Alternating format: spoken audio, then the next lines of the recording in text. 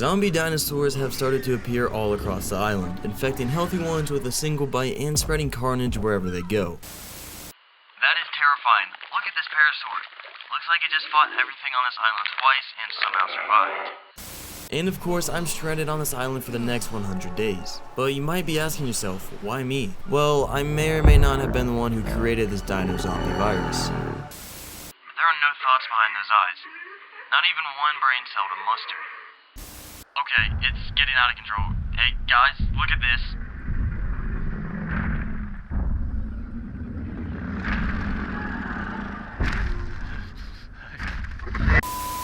So yeah, I'm gonna spend the next 100 days on this island, where every 10 days the zombie dinos will get stronger, faster, and hungrier, until there's nothing left on this island but me and zombie dinosaurs.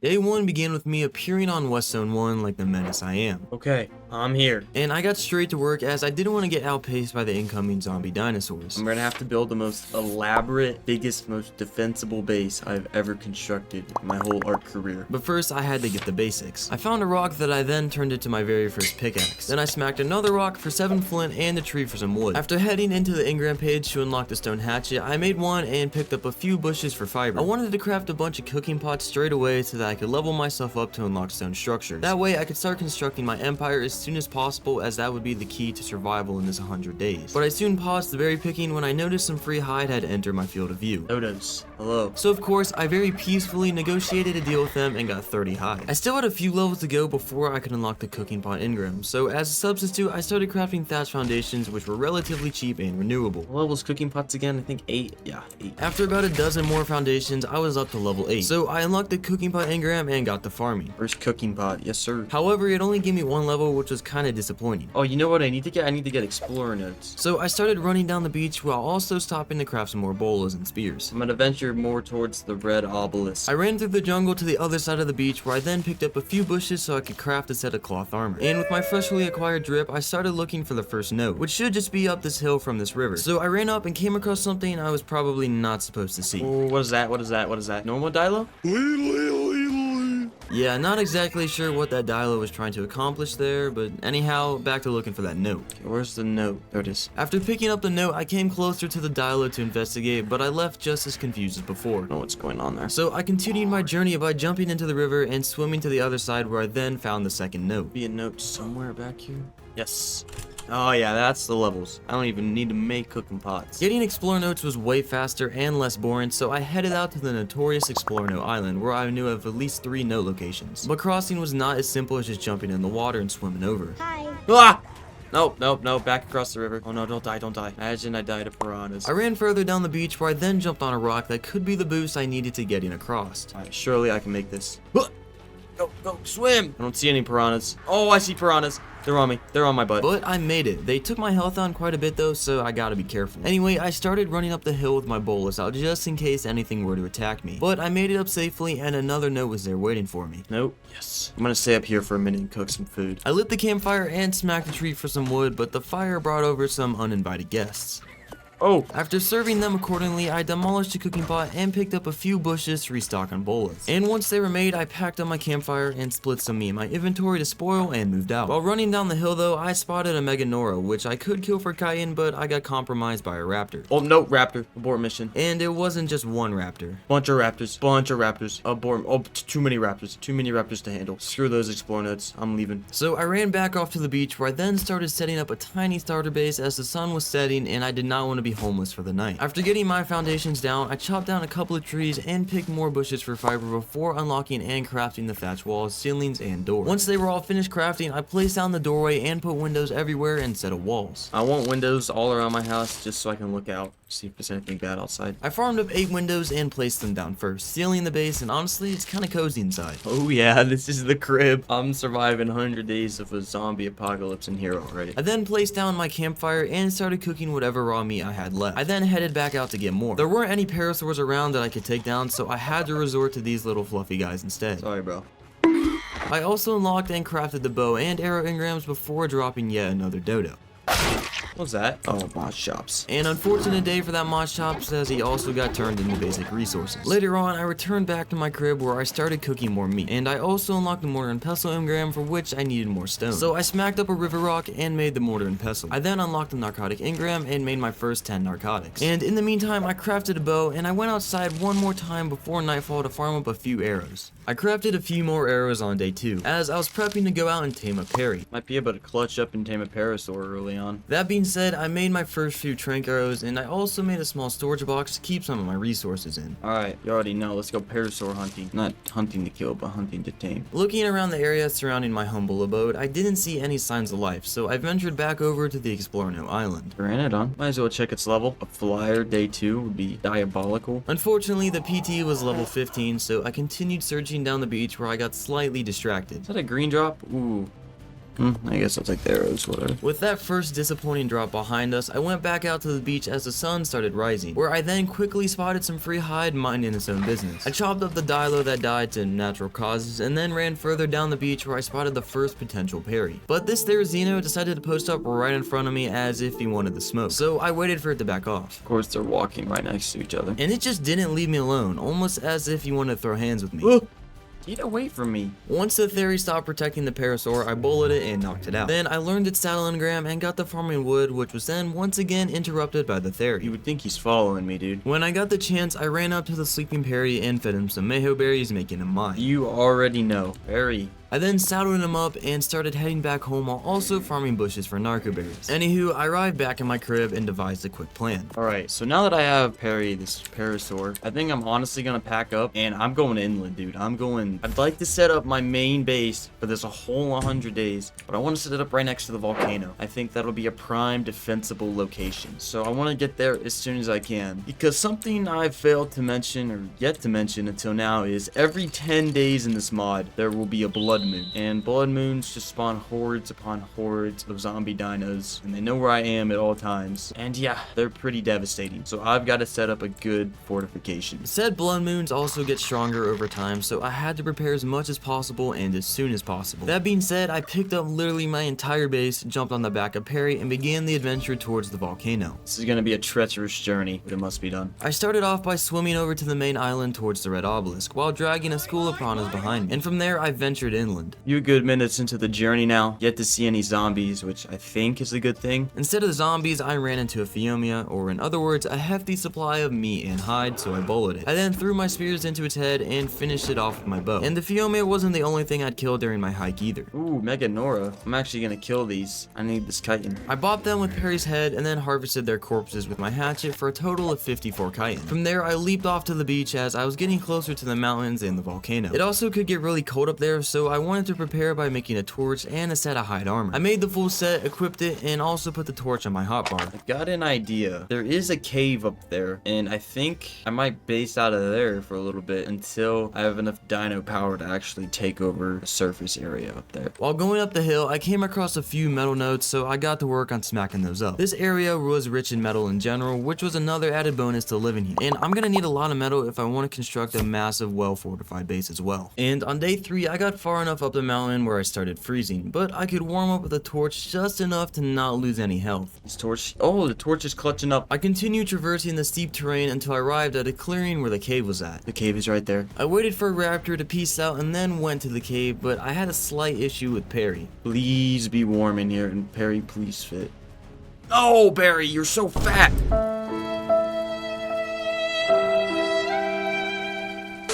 It wasn't much warmer than outside, but at least I wasn't dying from the cold anymore. Anyways, I started setting up camp. I placed and lit my campfire and moved Perry out of the way so I could start placing my foundations, but I got distracted by some noise. Oh, what was that? That's a zombie trike. That is a zombie trike literally on the hill. Shoot. Stop, stop. Oh! I packed up the raptor from the back of Perry, and I also started shooting at the zombie trike in hopes of killing it. It was kind of just taking my shots, not really doing anything to defend itself. Yes. Oh, thank God it was level 5. With my first zombie dino killed, I got back to work. I killed Meganoras inside the cave entrance and got some chitin from them. I then tried to pick a bush so it wouldn't be in the way of me building, but for some reason that proved to be a challenge. Okay, what? Why is this bush not going away? Infinite bush harvesting glitch? What? I'm just trying to harvest it so I can place my whatever. Anyways, I then placed foundations down and moved the campfire inside. My next mission was to be to get a forge, however, I was missing basically everything for it. So instead, I placed down my mortar and pestle and started making more narcotics and stored some of my stuff away. Then I chopped down a tree in the cave for some extra wood to repair my tools before going out and getting attacked by yet another swarm of Meganoras. Hey, what's your problem? I always appreciate some free chitin though, so I got rid of them and harvested a couple of their corpses. And speaking of corpses, Hello, Mr. Dilo. Who'll be contributing to my... Oh my God, my forge. and more free hide got delivered to me in the form of a couple raptors starting a fight with trikes. I boloed and killed both of the raptors, and one of the trikes died during the fight, and the second one was very low on health as well. So I tried to just put it out of its misery in the name of progress, of course. Ow! Okay, that didn't kill it as fast as I thought it would. Oh! I jumped back on Perry and finished the job, but the little rascal monkey wanted to throw hands as well, or poop, should I say. What's your problem? I didn't even hit you. So I killed it and harvested its corpse along with the trike and then headed back home to check on my progress. As I walked back into the cave, however, I realized I had left my phone next to my mortar and pestle with Maraibo Go open. Now, the first blood moon won't rise for another 7 days or so I figured a few minutes playing Maraibo Go can't hurt. And while I'm doing that, let me actually tell you about Maraibo Go. Maraibo Go is the first free PAL-like monster catching survival construction mobile game in the world. And with a description like that, you already know it has tons of content. There are over 100 pets, otherwise known as Mira, to capture. And they all have their own forms and personalities in the game. And now, I'm gonna be honest, if Perry was in Maraibo Go, he'd probably be the most boring Mira, since he kinda just stands there and makes noises every once in a while. Anyways, Maraibo Go also supports cross-platform, so you can play with your friends and join in guilds. And you definitely want to join these guilds as they provide experience buffs and other boosters. There's also a vast open world where you can pursue new challenges and you can build your base there as well. I mean, it probably won't look nearly as good as mine, but you can try to match my superior building skills. Just kidding, I'm basically homeless right now. Lastly, just recently, Maraibo Go received its first update, featuring new maps, pets, character, and building skins, as well as a new season and a PvP system and area.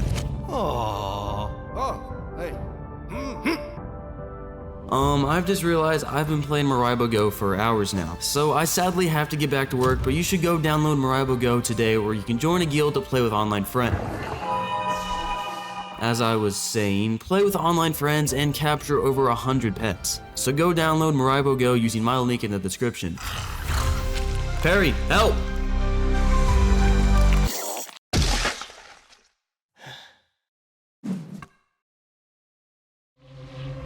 I was mining flint and stone, which there was plenty of in the area, so I smacked a rock right outside my cave entrance and made the forge. I placed it down inside and started cooking the little amount of metal that I had. Oh, and I also unlocked the smithy engram, for which I once again need more stone, so I got some. I then returned back to the forge, grabbed the smelted metal inside, and finally crafted the smithy. Smithy day 3, they don't know me. And with the smithy placed, I took a look into the engram page once again to unlock metal tools, the metal water tank, and the metal structures. I then crafted the metal pickaxe and farmed a little bit of wood before going out to farm metal. And once I returned, I started cooking it up. I then looked into the stone water tank engram when I suddenly started practicing some black magic. What the heck? What is happening? Anyways, with the metal smelted, I made a metal hatchet and I proceeded to put it to use straight away by chopping down trees near the cave. Another resource I would need was crystal for a spyglass, which I could get at the volcano. But I didn't want to go up there unprepared, so I whacked a rock and then made a few bullets for safety before I started heading up there. Need to get there. Okay, there's a stego. That stego's red. Is that a zombie stego? I think that is a zombie stego. The path up to a volcano was guarded by a Carno, so I had to go around it, as if I were to get aggro, I would probably be done for. Luckily, it didn't notice me sneaking by, and continuing down the path got really foggy, to the point where I didn't even see where I was going.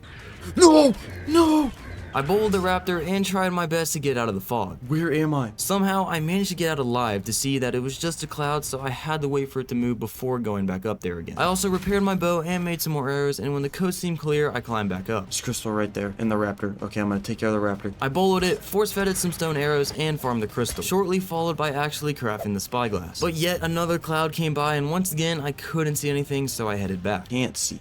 anything. Oh my, let me out of the cloud. I fell off the path, but at least I could see again. However, the night quickly took over the sky, so I had to get back home ASAP. I made it down the mountain on day 4, and I noticed a purple drop in the distance. At first, I hesitated going over, but I decided to send it and investigate. Oh, it hasn't landed yet. So I waited for it to fall down, and then peeked inside to see the loot, which was actually not garbage this time. Whoa, Megatherium saddle, fur, gunpowder. I then returned home to unlock and craft a crossbow, as I had to start taming some good resource harvesters. Day 4, I've got 7 days, including today, until the first blood moon. And you may think, it's only the first blood moon. It's gonna be easy. No, it's not gonna be easy. That being said, I continued crafting narcotics and farming up more arrows. As the sun rose, I started working on the first base upgrades, starting off with stone foundations. After a mild deforestation and rock smacking session, I ended up with 6 stone foundations, which I placed out in front of the cave. I then used Perry to remove the foliage surrounding the entrance. That's the start, my little holdout. As you can see, it wasn't doing much of protecting at the moment, so I had to get back to work by dropping more trees and smacking up more rocks. With 8 more foundations crafted, I returned back to place them down. I had to get rid of smaller rocks that were obstructing my placement. What is with these tiny rocks? I've never seen these before in my life. But eventually, I could place down all the foundations. So I'm gonna put a gate up here and surround this with walls, and then spikes upon spikes. With all the farming that I did with my hatchet, it took quite the beating. So I patched it up in the smithy before looking into my forge and realizing there wasn't any metal cooking. Oh, I'm out of metal. I should go farm more. Always need to keep metal smelting here. So I hopped on the back of Perry and ventured up the hill just a little bit where I previously saw a ton of nodes, and I got straight to farming. Alright, quit looking at me. I'm trying to farm. I got around 200 raw metal before heading back. One of the foundations looked out of place, so I picked it up and tried placing it up in front, but arc snap mechanics got the best of me. Tell me I can place it there, but not here. Anyways, I then threw the metal into the forge. I lit it and then placed the foundation back where it was. I then unlocked the dinosaur gate and dinosaur gateway engrams and went down to the forest to chop down a few more trees for wood. Alright, I've acquired a gate. Now we're on the walls and ceilings. Mother Nature is probably really hating me right now. Anyways, I placed the gate down and mired it just a little bit. After that, I munched on some berries for hydration and then got back to farming walls. After yet another intense mining session, I had 8 walls which I returned back home to place down. I turned the bottom 4 walls into windows so that I could shoot through them just in case I would need to. And the rest I turned into normal walls and placed them on top. During the early morning of day 5, I got on Perry and ran out to the nearby woods to gather some thatch and wood. But I got jumped by a duo of rabid compies, so I had to deal with them first. Go away. All aren't even zombies. With the nuisance taken care of, I started farming stone, which I then used to craft 7 more stone walls before moving on to ceilings. I ran around smacking trees and rocks as I do until I had a total of 12 ceilings. I then got back on Perry and returned home and placed down the walls. Need to get up top to start placing ceilings. I placed down whatever ceilings and walls that I had left over, but there was still a giant hole in the roof and a few unfilled gaps on the sides, so I had to get a few more walls on top of the missing ceiling. That being said, I returned back to grinding as the sun came up, but while minding my own business smacking rocks, an oversized ant came over to say hi. Hi!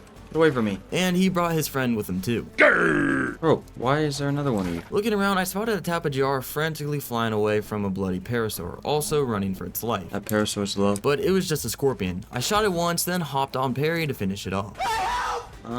Now who's running? The scorpion was not having any of my trash talk and decided to fight back. However, it was too late as he got turned into chitin after a few arrows. On a side note, I got 12 more ceilings made, so I switched back to crafting walls again. I only made 5 more before jumping back on Perry and waddling back to base. I did get slightly distracted by an angry saber-tooth, but I quickly turned him into hide and continued with my day. I placed down the ceilings, but I was still a couple of ceilings short somehow and a few walls short. I can't ever seem to get my math right. So you know, I gotta go farm more. Crazy amount of deforestation has occurred. How dare you! Even then, I had to do some more crazy deforestation and rock smacking to craft the final few structures. I crafted 2 ceilings and 2 walls, and I also made 4 windows, so I returned back home to place them all down. Oh no, need another ceiling. I feel like I've been farming forever. I went out, gathered a few resources, and made 3 extra ceilings and finally sealed off the base. Awesome, okay. I'm feeling more secure. I would eventually block off the actual cave as well, as I wanted to put spikes literally up everywhere, but for now I wanted to get more tames to make life easier, so I kept up the narcotic crafting. I also noticed that I was level 58, meaning I could finally get a flax set, so of course I crafted a set for myself. I also ate some berries as I was dehydrated. I then grabbed whatever meat that I had in the mortar and pestle and started spoiling it. In the meantime, I went outside and hand gathered more fiber, which I then turned into arrows. Later on, I geared up with the new flax set as night came. I then went outside with Perry to start scouting the surrounding area for dinos I could tame. Alright, let's see what I can find to tame here.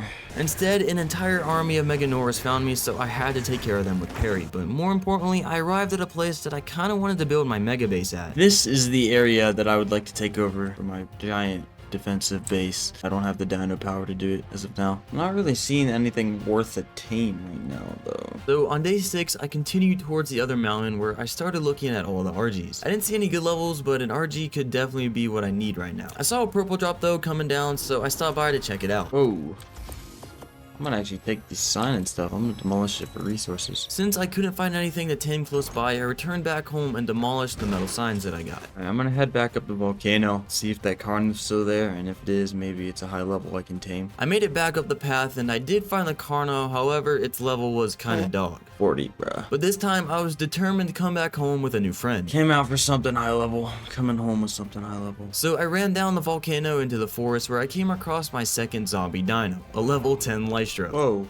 Zombie Lystro. I shot it down with my crossbow and harvested its corpse, which actually gave me just spoiled meat. I then started looking around the edge of the snowy forest when I came across this beauty. High level Therizinosaur would be crazy. No way. Just as the words left my mouth, a level 130 Therizinosaur was chilling there right in front of me. It also appeared to be stuck on this rock. This was exactly the type of tame that I was looking for. A high level powerful creature that can take on other dinos, and on top of all that, Therizinosaurs are incredible farmers. I've got more than enough reasons to tame it. It's time to get to work. So of course, I headed back to base and immediately started crafting more narcotics while looking at Dota decks to see how many arrows I would actually need. 52 arrows with a crossbow. I already had a bunch of narcotics made, so I crafted 65 trank arrows and looked into the saddle engram page. But I was only able to unlock it at level 69, so I would need to do some power leveling as well. Anyways, while the arrows were being made, I hopped back on Perry and went outside to collect more narco berries. I then returned back inside to make another 130 narcotics. Then I farmed a bit of fiber by hand. A random level 10 parasaur was admiring my base, but you already know how I deal with uninvited guests. Using the hide, I made 6 more bolas, as I did plan to go out and tame that Therizinosaur on foot. And I made some final preparations like repairing my crossbow and loading it before the end of the day. Come day 7, it was time to go out and check on that Therizinosaur. So I headed back out to the woods, and on my way over, I grabbed the attention of a few things like this saber. Not good. Not good. I led it over to the open where it then lost interest in me, so I continued towards the Therizinosaur where I got jumped once again, this time by a pack of raptors. Thankfully, I could just scare them away with parry. And once I arrived at the rock, the Therizinosaur wasn't there anymore, meaning I would have to farm up a trap after all. Coming here was a fatal mistake though, as I quickly got overwhelmed when a saber, raptor, and a dire bear all noticed me. No. Time to go. Time to go. Chat, I'm cooked. Chat, I'm cooked. I'm sorry, Perry. I managed to bowl them and get away, but Perry, my only tame, was dead. Even the walk of shame back to base wasn't easy, as I got jumped by raptors once again. Oh!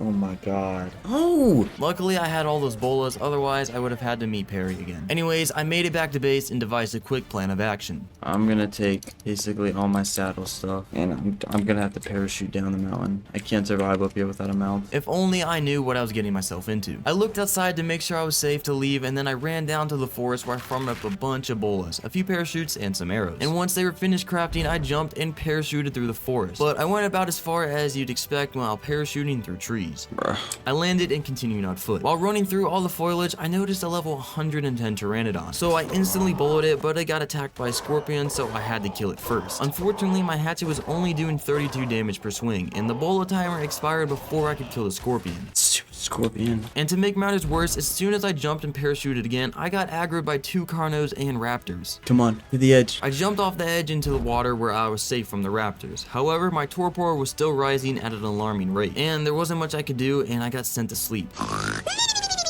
Fortunately though, nothing attacked me while I was taking a nap and I woke up, but the chase was still far from over. I was regaining some stamina on a rock when more raptors came running at me. I've been giving a second. Oh! As I was swimming across, some piranhas came over to bite my toes as well, but I somehow made it out of there alive and found myself on the beach of the redwoods. Oh my god, that was the most stressful thing I've ever done in my life. With some major dad lore acquired, I started gathering resources once again and crafting parachutes. I have to tame some sort of flyer as soon as possible, as the land isn't safe anywhere around here. I think a crappy PT might be the move. Not level 10 crappy though. I killed a parasaur for hide, and I noticed a PT that was behind it, but it was only a level 20. But I guess at this point it didn't really matter, so I bullied it and shot at its face. But looking at its stats though, I quickly changed my mind about taming low levels. I chopped it up but couldn't even harvest the body as it vanished literally right in front of me. Oh, my body just got yeeted. In the midst of all this chaos happening though, I laid my eyes on something that I absolutely had to tame. A level 10 kipper. I immediately started looking around the river for fish. I can't miss this opportunity. I spotted a salmon and sent an arrow straight into it, then grabbed its corpse and made the otter mine. Kipper. We're going to survive the zombie apocalypse together, Kipper. Even better, I spotted a level 85 Pteranodon above the water. It wasn't a perfect PT, but I really can't complain right now. However, the shore was being guarded by a Carno, so I gotta take care of that first. It was only a level 15, so I just went for it. His ankles were on the floor, broken in half, and oh my god. Embarrassing performance by that Carno. Didn't even tag me once. With the Carno now taken care of, I found the level 85 PT once again. I boloed it, knocked it out, and fed it raw meat. I also started farming spike walls to surround the PT. But there was an alpha Carno coming way too close by. So I placed out all the spike walls and then left as I didn't want to aggro it. And while going the opposite way, I spotted a level 80 PT, so I went over to try and tame it. No, something hit it. Chat, I think I'm just gonna have to put my money on the one that I knocked out. I am beyond cooked. I ran up one of the cliff ledges and placed down a thatch foundation to chill on while I wait and pray for the level 85 to tame. But as the sun started setting, a couple of Troodons noticed me and started eating at my thatch foundation. So I jumped over to another edge of the cliff instead and started swinging my bolos. I managed to trap and kill the highest level, which was a level 115, which made the other two scramble. I then jumped back on my foundation, which made the level 5 return for more.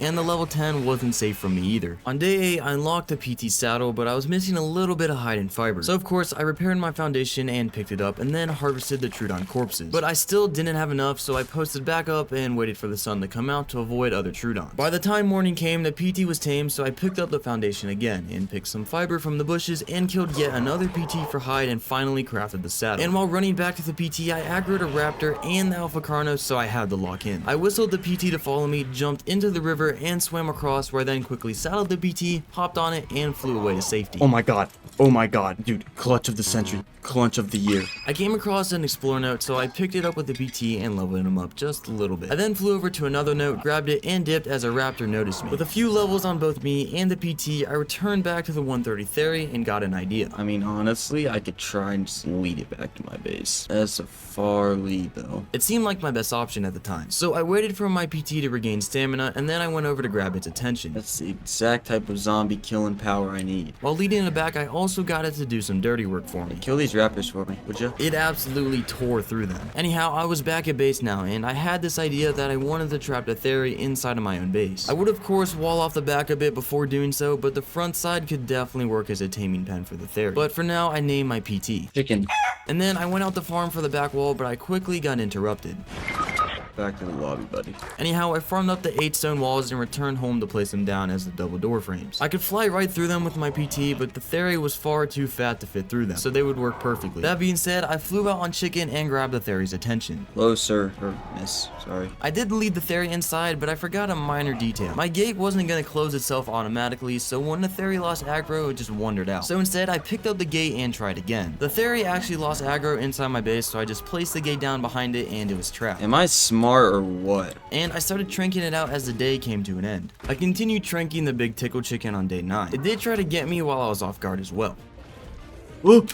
Besides staring at me menacingly, he would continuously try to run through my gate, which looked a little bit cursed, but eventually he went to sleep. Sir, why do you knock out outside my base? With the Theri unconscious, I fed it a few narcotics before farming some Mayho berries by hand. And once I fed it, I realized this taming was going to take a bit longer than I originally anticipated, as it only gained 3.3% per Mayho berry. So while this Theri was knocked out in my base, I would have to stay around the area and babysit it until it tames. I gave it like 40 Mayho berries, which should be more than enough, then went inside to make a few more narcotics and wait. While standing around, I noticed a giant fly going across my screen. What? How are you in my base? Anyways, Theri saddle. Anyway, I needed a bit of extra hide to actually make the saddle. So I fed the Theri some more narcotics to keep it asleep while I went out to get said hide. I then noticed 2 parasaurs chilling out in the open unbothered. So I killed one of them before Sabretooth came by to scare the other one away. It was only level 5, so I flew back down to it and killed it with the PT. And on my way back, I spotted yet another parasaur running for its life. So I gave it another reason to run. This, however, brought over a pack of compies and Meganoras. I also noticed a fight going on behind me between a Carno and a Trike. So I came over to cheer them on. Kill the Carno and then die. That RG's already coming in. Yeah, that's my body, bro. Once the Carno fell dead to the floor, I barrel rolled through it, harvesting it and damaging the Trike in the process. Sadly, the baby Trike had to witness me killing its parent right in front of it, but overall, it was done in the name of progress. That's really just an excuse for me to do horrible things. Anyways, I returned back home to feed the Theri once again. But looking into the smithy, I was still a little bit short of the hide that I needed for the saddle. So I flew out again and put an end to a random parasaur suffering. Sir, Theri saddle. Alright, now I'm just gonna chill with this guy. And he would hopefully be tame soon because we're getting kinda close to the first blood moon and I want to be able to defend myself when the time comes. And just before the end of the day, I flew down to the river for a quick drink before returning home to stay the night. The Theory woke up about 12 minutes into day 10 and then I named it Thickle Thicken. Thickle Thicken.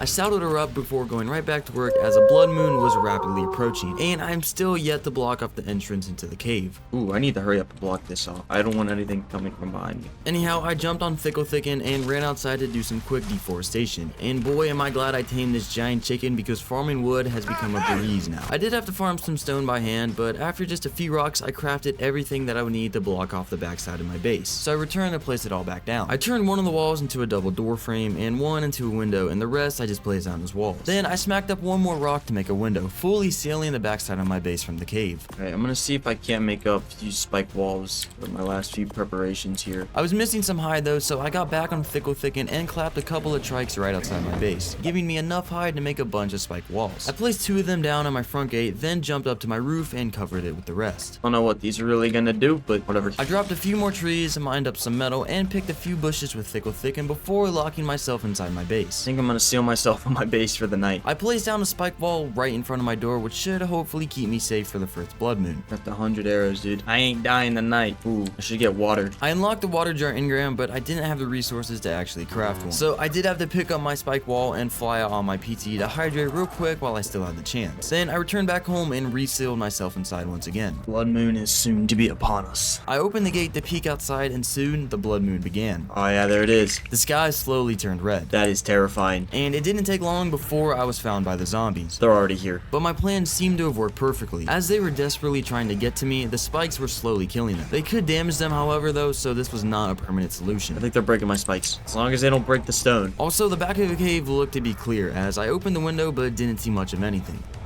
Oh, there's tappies here? The spikes were taking some extra damage, but they were taking down zombies with them as well, so I'm definitely going to be using more of them later on. I need to make metals. Oh my god. Hello. Get out of here. I did almost screw myself when I tried to dismount the Theory as I accidentally opened the front gate. I need to make metal. No! I accidentally opened the door. Luckily, they were aggro to the spikes though, so nothing ran in to kill me. The spikes from the front of my base got destroyed, and a raptor tried getting in, so I opened up the window and shot him in the face. Yeah, get out of here, buddy. Yeah, metal spikes are definitely the move going forward. That being said, I unlocked the engram, but then something hit my base. Oh! Oh my god. I think that was one of the zombies. They explode when they can't get to you. I just gotta hide in the back of my cave. And that's what I did. I waited until the blood moon ended, and then I went out on Thickle Thicken to finish off any remaining dynams. Oh, there's a Carno. Just like that, I survived the first blood moon like the Chad I am, and it wasn't even close. Got 10 days to the next blood moon. Gotta do as much as I can. So I gotta get back to work ASAP. I started making shrink arrows as I wanted to tame an RG, which I could then use to tame other farming dinos. Oh, and I also repaired my flak as it was looking a little bit rough, then headed out to finally farm up on the RG trap. Later on, I was doing some more deforesting when a raptor came out of nowhere. Oh, Thickle Thicken. Little bro stood no chance against Thickle Thicken, so I continued whacking rocks and crafting. I first made a foundation, and then a ceiling, and then 8 walls, and then returned home to deposit the rest of the resources. Alrighty, it's RG taming time. I hopped on my PT and flew out to look for a decent level, which shouldn't be too hard to find considering I live in between a mountain and the volcano. There's some RGs. 90, that's not bad. There was also a zombie RG literally dogfighting a normal one. Oh yeah, zombies have a 10% chance to spawn now, rather than 5%. Anyhow, I circled the mountain and the volcano, but the best I could find was actually that level 90. I did fly out to another mountain to see if there were any high levels spawning there, but I got distracted by a blue drop with a ring. Yeah, pretty much nothing. I flew up to the top of the mountain, looked around for any RGs, but I didn't see any, so I just settled for the 90 and started flying back. While flying back to base on day 12, I aggroed the level 90 RG, and I noticed a yellow drop with a ring coming down in the distance. But I dropped most of my stuff off at my smithy before going out to the yellow drop, which landed just as I arrived. And inside I found a Dodex saddle and a fabricated pistol with some bullets. Not exactly what I was hoping for, but I guess the pistol could come in handy at some point. Unfortunately though, as I came back to check on the level 90 RG, it was getting attacked by 2 zombie pteranodons. Fight back! It's not winning that fight. Oh, it killed that one. Come on, pull through. Even though I cheered the RG on, it couldn't kill the second zombie PT, and it flew down to the ground, dead. Dude, that was my 90. I looked at a few other RGs that were fighting a zombie one, and I noticed one of them was a level 80, which was now my best option. So as the sun rose, I went over to the volcano again to see if any higher level RGs had spawned. I even flew out to the icy shore where I then spotted a metric ton of RGs. No way, not one of these RGs are good. Surely one of these are, there are so many RGs. But since we're on the island, the levels suck. Not a single one of the RGs were worth taming. So I continued into the snow, and thanks to Kipper, I wasn't dying to the cold. And as I flew behind the first mountain, I ran into this. Oh my god, a 125. That's better than I expected to find, so I flew over to the mountain, found the ledge, and placed down the RG trap. I then got its attention and let it into the trap. However, another RG also noticed me as I was trying to place down the last wall to trap the level 125. And I was also getting attacked, meaning I had to flee, resulting in the 125 flying out of the trap.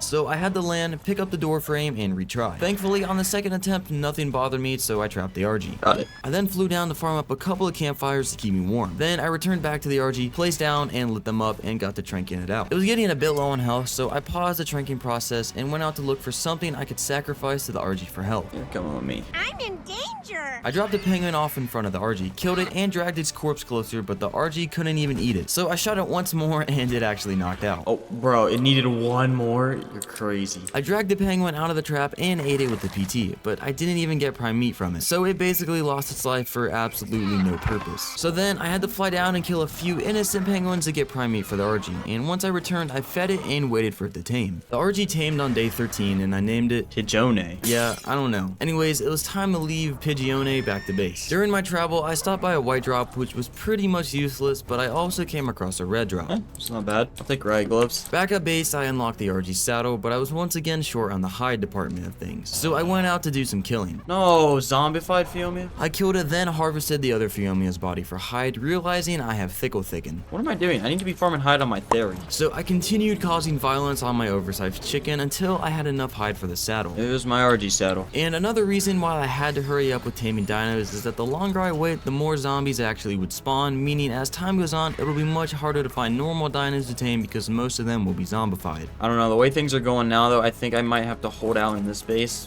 one more blood moon, and then after day 20, I'll start setting up the new place. Anyways, I went out my RG to farm some metal. I could carry around 600 before my RG would be encumbered, so I returned back home to smelt it before going out again. This time, I was out to get an explorer note or two as I wanted to level up the weight quite a bit. I flew to the top of a nearby mountain where I knew of a note. Kinda forgot they redesigned this mountain. Now the note's gonna be like impossible to find. Yeah, I'm just gonna go for another one. I flew towards the jungle into a small ravine where I then found the first note. Then I ventured into the jungle where I soon found another one. With my weight stat now above 1,000, I returned back home to craft more trank arrows. A Dodic is definitely gonna be necessary to make stone structures. I also made a few bolas to keep myself safe. However, I wouldn't be needing those just yet, as when I flew out to actually look for a Dodic, there was a level 135 waiting for me right outside. Oh, hold up. This guy just needs some time to heal. So I brought him inside to keep him safe from the outside world. I unlocked the magnifying glass engram on day 14 as I wanted to monitor the Dodic's health. But to actually craft it, I've got to fly up and into the volcano where I then can farm some obsidian and crystal to craft it. And while flying back, I also noticed a yellow drop of the ring coming down near the river. So I flew over to check it out. I got an Ascendant Sarco saddle, which I'll probably never use. But at least I got a ramshackle flak chest piece and some slightly better primitive leggings. Anyways, I returned back home, grabbed the resources, and crafted the magnifying glass, which I then inspected the Dodic with. It healed up to about half of its health, meaning I still had to wait before trying to knock it out, so in the meantime I went on my RG to look for an Enki I could tame. I looked around the mountains, but the only thing I found was a level 125 Dodic, which would be nice if I didn't have the 135 already trapped in my base. So I then ventured out to the redwoods, but once again I didn't find any high level Enkis. And I'm just saying now, I don't think I've ever had more problems finding Enkis in any other video, just you wait. Didn't give up yet though, as the search continued into day 15. I started looking around the volcano, but I didn't see any high level Enkis, and I actually didn't see any Enkis, period. I've had a hard time finding Enkis though, that's for sure. At least there was a red drop coming down nearby, so I perched up on a rock and waited for it to fall. Oh, no. Zombie RGs. That's not good. That's not good at all. Okay, red drop, what you got for me? Okay, not much. Since my luck was on vacation, I gave up on trying to find an Enki and instead returned back home to tame that 135 Dodic, which is probably all healed up by now. Oh yeah. But the Dodic could most likely fit through the double door frame, so I picked them up and placed them back down as regular door frames. Oh yeah, that's perfect. There, you're right there for me. I then tranked out the Dodic and got back on my Theri to get some berries to actually tame it. Yeah, it's definitely gonna take a while to tame though. I started making more narcotics before going out on my Theri to gather up a bunch more hide. I ran out to the plateau where I killed killed a bunch of dinos that were already fighting. Holy dude, it's a battlefield over here. While swiping at the Rex, I noticed it was alpha boosted by an alpha raptor. Oh, 40, I can kill that. But it stood no chance against Thicken. I started slapping it left and right, dealing over 500 damage a hit, and it was quickly sent to the Shadow Realm, and killing it also gave me a bunch of levels. Oh, zombie gang. I don't think so, buddy. After taking care of those, I returned back to base and sorted out my stuff, and then went out again. This time on my PT though, as I wanted to find and tame a high level Pteranodon so I could fly around faster and without having to land for stamina every 2 seconds. I flew down the river where I actually found a decent level. 130. I knocked it out, then grabbed the attention of some nearby aloes so that I could lead them away from the PT. And while doing that, I also flew back to base to grab some prime meat from my Theri, which I then fed to the sleeping PT. I also noticed a zombified parasaur, which could definitely ruin my tame, and a bloody Gallimimus running through gave me a slight heart attack. I'm fast as boy. Oh, holy dude, this bird has to tame faster. I had to lead one more Carno away before it tamed. I then whistled it and flew back home, where I then named it according to its weights and stamina stats. My Dodic kinda almost tamed. I'm gonna continue to look for good Pteranodons though. As planned, I continued looking for high level PTs on day 16 until I got distracted by a red drop. Another red drop on Carno Island. Alright, you convinced me, I gotta go get it. Inside, I found a decent amount of pistol bullets and some silica pearls. These red drops are low-key butt cheeks. But I did see a yellow drop not too far away, so I flew over to check that one out, and this one actually had something I needed. Oh, metal structures? Oh yeah. And while I was out here, I also grabbed the explorer note that was nearby. My Dodic had also woken up by now, so it was time to head back home and start working on the main base. Once I arrived, I settled up the Dodic and named it Base Builder. I then hopped on my RG and went out to farm a bunch of stone, which actually didn't take long at all, as I was getting a ton of stone each swing. And with the Dodic now encumbered, I dropped him off in front of my gate before getting on Thicken to farm wood. With my stocks up, I crafted the first few foundations, which I then went out to place down on the open plateau between the two mountains. Honestly, I think right here might be my best bet. I placed down all the foundations that I had on me and then flew back to get some more. I was running a bit low on thatch, however, though, so I went out on a little side quest to gather some, only to get jump scared by a flying ant. Ah! I also clapped a pack of hyenas before chopping down the last few trees and flying back home, where I then started crafting walls while my Dodic was literally tweaking out.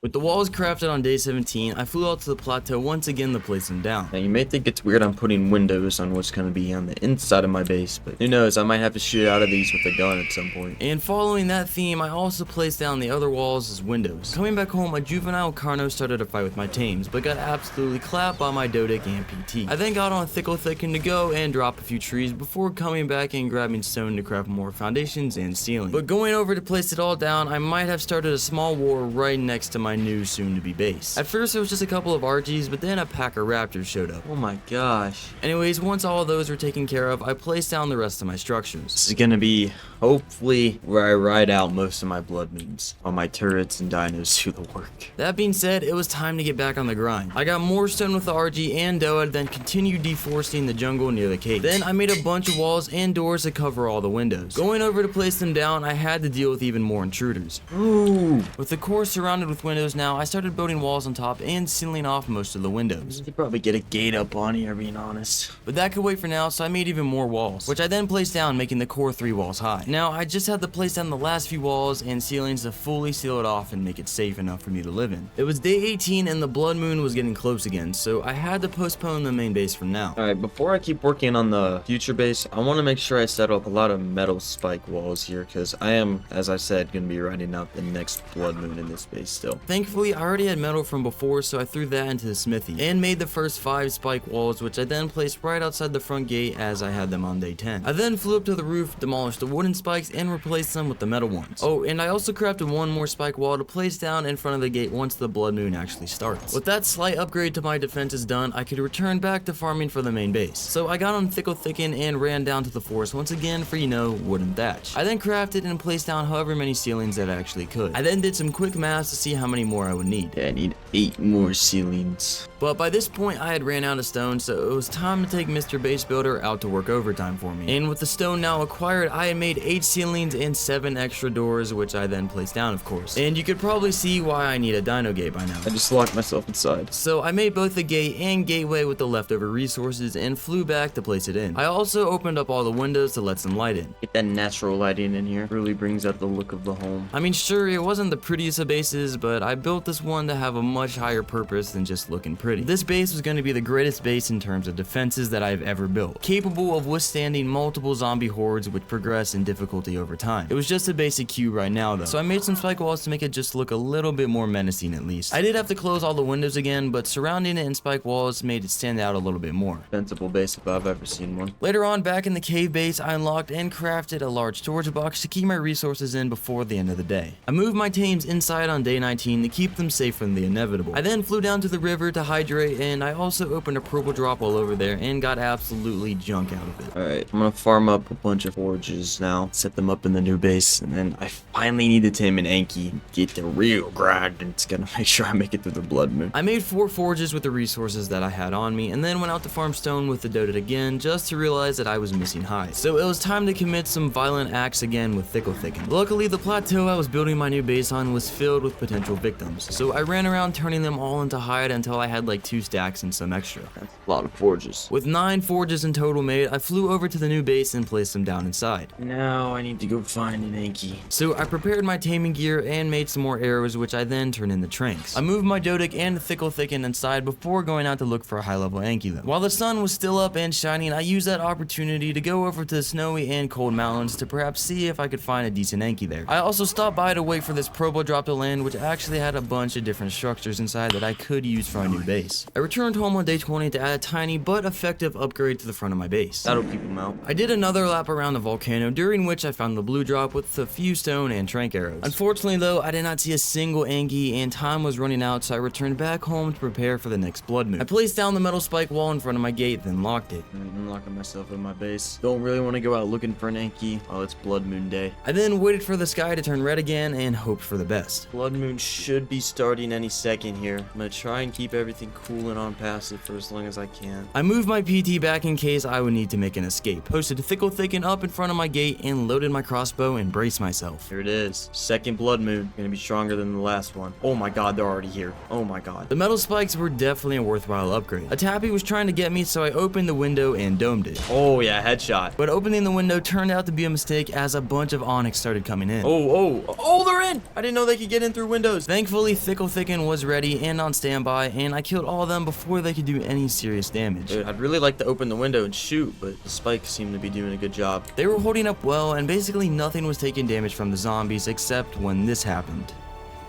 Oh!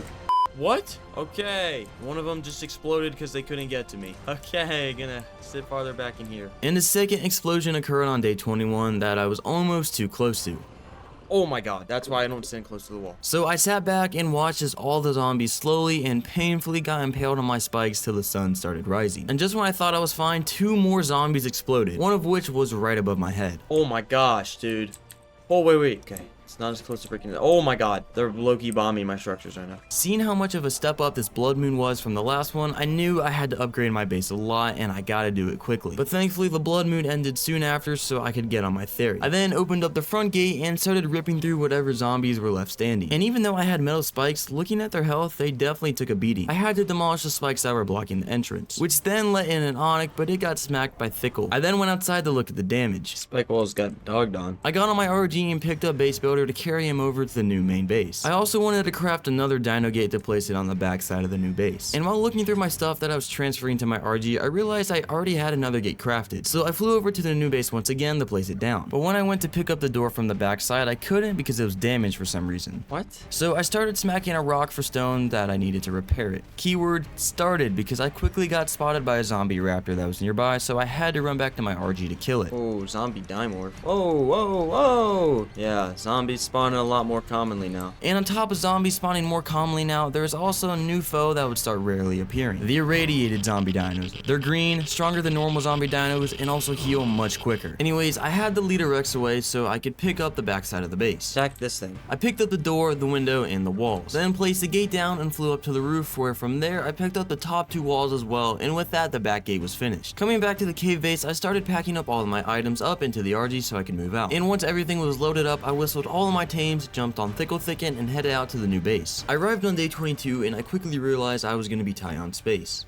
I didn't really lay out the space that well looking at it now. Whatever. I got most of the tames inside, keyword most. When I was flying to PT's in, a random Theri wandered over and aggroed on the chicken. Oh no, chicken's cooked. Yeah, he's done for. Whatever. Sorry, bro. Not much I can do about that. May chicken, the Pteranodon forever rest in peace. Anyhow, it was kind of dark inside the base, but thankfully I'd crafted a wall torch in my RG. So I placed it down and lit it, which provided at least a little bit of light. Later on, while flying over to the river for hydration, I stopped by a green drop with a ring. Ooh, that's not a bad drop. Back at base, I hopped on Thicken and dropped a couple of trees for wood. I then crafted 5 large storage boxes, which I then placed down in one of the corners. I then stored away some of my resources and hopped back on my PT to go to the cave base once more to pick up the leftover structures. Alright, pretty much fully moved. I then placed down the structures in the new base, lit the campfire to cook some meat, and I started sorting out all my stuff. Oh, I've got metal walls. Hold up, place these on the base. So I picked up 5 of the stone walls and replaced them back down with metal ones. While sorting the rest of the stuff, I noticed that I actually had a ton of stone walls already crafted, meaning I could expand my base right away. So as a start, I picked up the spikes and the wall from the side of the base. I then placed in a double door and however many foundations that I had on me. Then I used base builder to farm more stone. I wanted to go farm more wood as well, but I was once again dehydrated. I really do want to make canteens as soon as possible, but I do not even have a fabricator to actually craft them yet. Once back from my journey to the river, I hopped back on Thicken and whistled my RG to follow me so I could stock up on a ton of wood. I ran around dropping trees left and right while transferring the wood into the RG, and I also farmed a bunch of thatch while I was at it. Back home on day 23, I crafted up some foundations which I then placed outside. I expanded the platform even further, but quickly ran into an issue at one of the corners due to uneven terrain. So instead of using the 2 foundations, I placed ceilings level with the floor. But soon I ran out of thatch again, so I got back on my RG and flew down into the forest to farm a bit. I then made a few more foundations and ceilings and finally finished the platform outside. I need to make a behemoth gate. So I went out to gather thatch once again while also flying down to the river to hydrate. And when I returned, I made the first behemoth gateway. And I already had a couple of gates from a drop, so I grabbed one and placed them both down. The platform was 1 row of foundations too short though, so I had to extend it 1 more out, but I was out of stone once again. This video is basically just a farming simulator. Anyways, I grabbed base builder once again and smacked up a few rocks and crafted 8 ceilings. And with the platform finished, a couple of Trudons came over to check it out, but they started acting up, so I had to put them down. Whoa.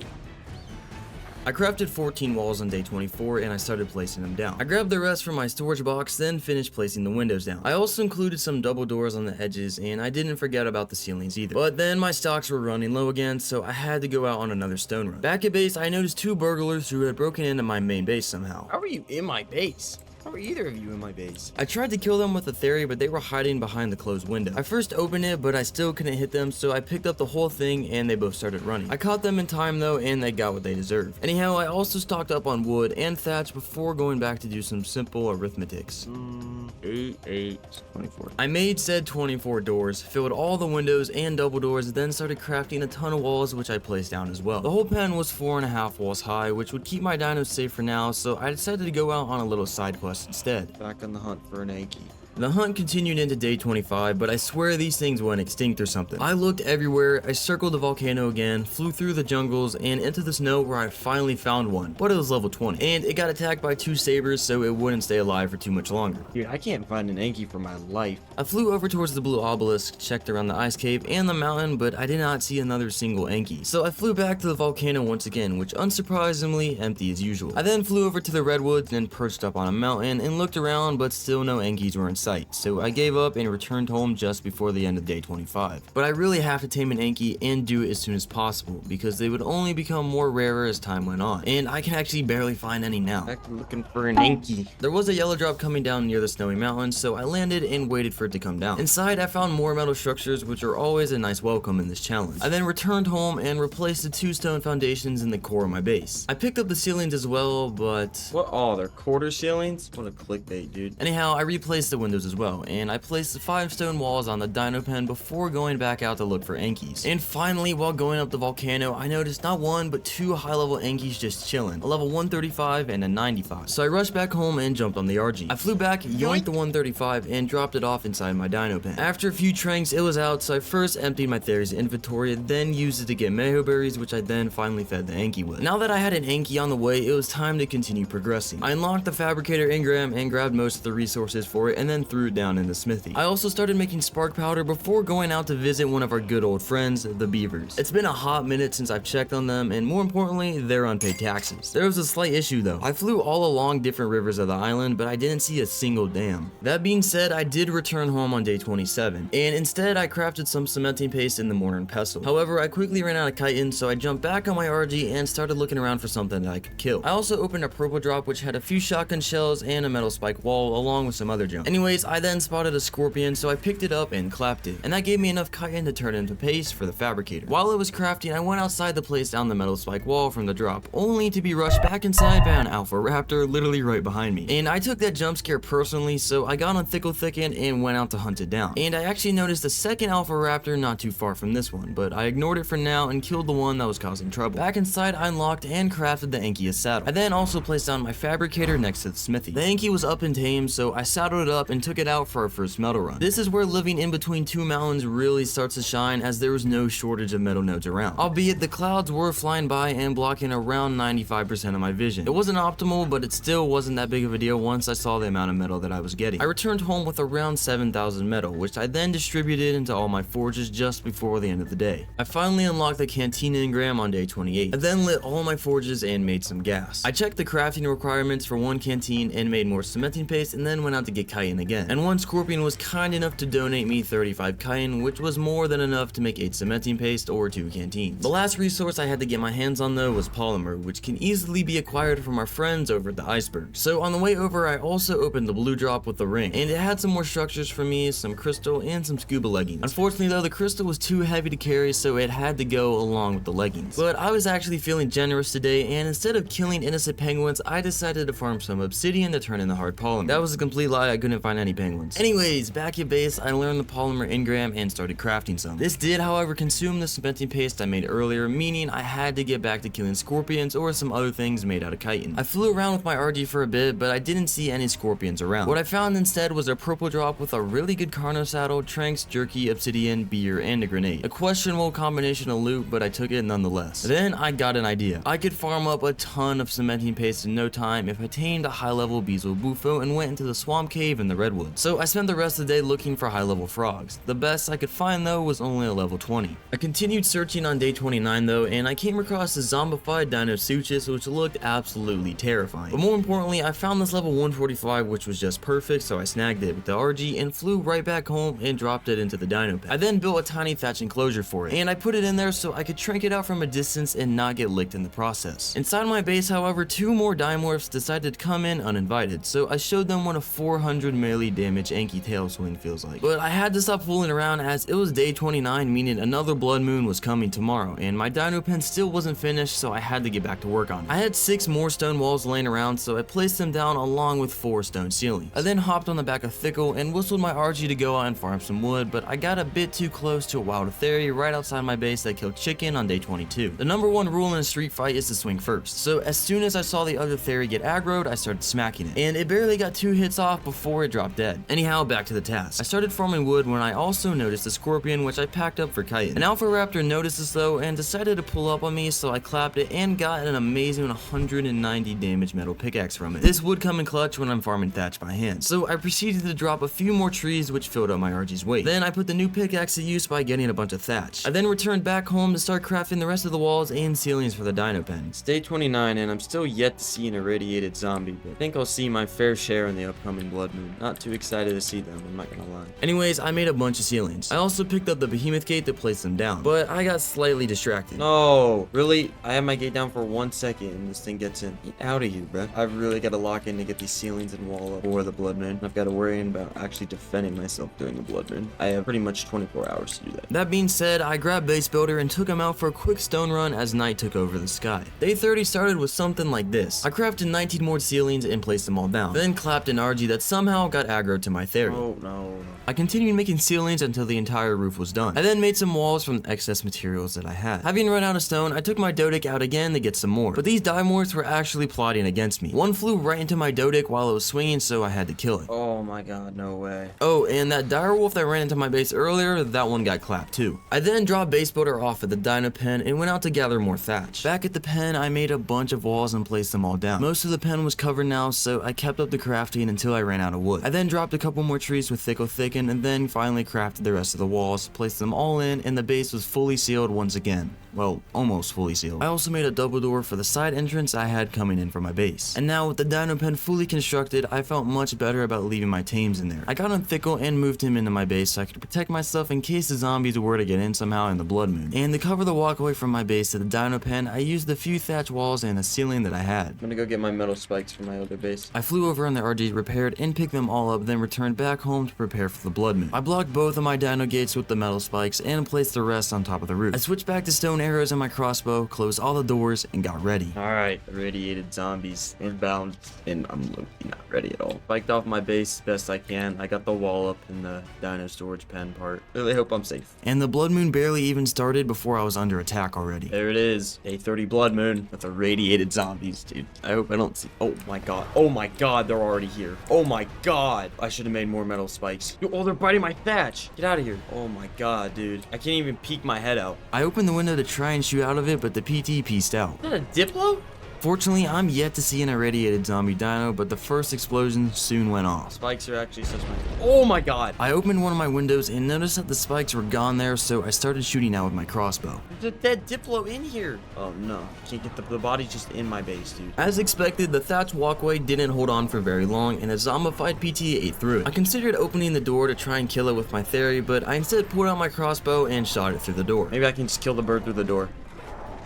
Got it. A bunch of zombies started poking their heads through my walls, so I opened up one of my windows to see that a bunch of my spikes were gone, and soon an explosion went off. Dude, I'm still so surprised I haven't seen a single irradiated zombie. Oh my god. And another one. Oh, and speaking of irradiated zombies, an Aranio showed up this time. Well, there's one right there. Dude, I don't. Oh my god, dude. They are bombing my base right now. And the explosions continued one after the other. I also really wanted to see what the irradiated zombies looked like, but I didn't want to open the window as all the bats would then fly in. So I moved to the other side of the base where the irradiated spider then poked its head through the walls. Yeah, it's right there. Dude, that's terrifying. I'm gonna kill it. A few more explosions later, more irradiated dinos started to appear. Irradiated Pteranodon. Dead, just like that. Don't mess with me. It's an irradiated carbo. And I would really have to step up my defenses within the next 10 days because I was getting bombarded harder and harder each time. And at this point, stone structures, honestly, they're not gonna hold up anymore. Oh my gosh. They're bombing my walls right now. Ooh, these walls are taking damage. They even destroyed my campfire somehow, even though it was inside my base. Fortunately though, they didn't make it through any of my walls, and I survived till the end of the blood moon. Alright.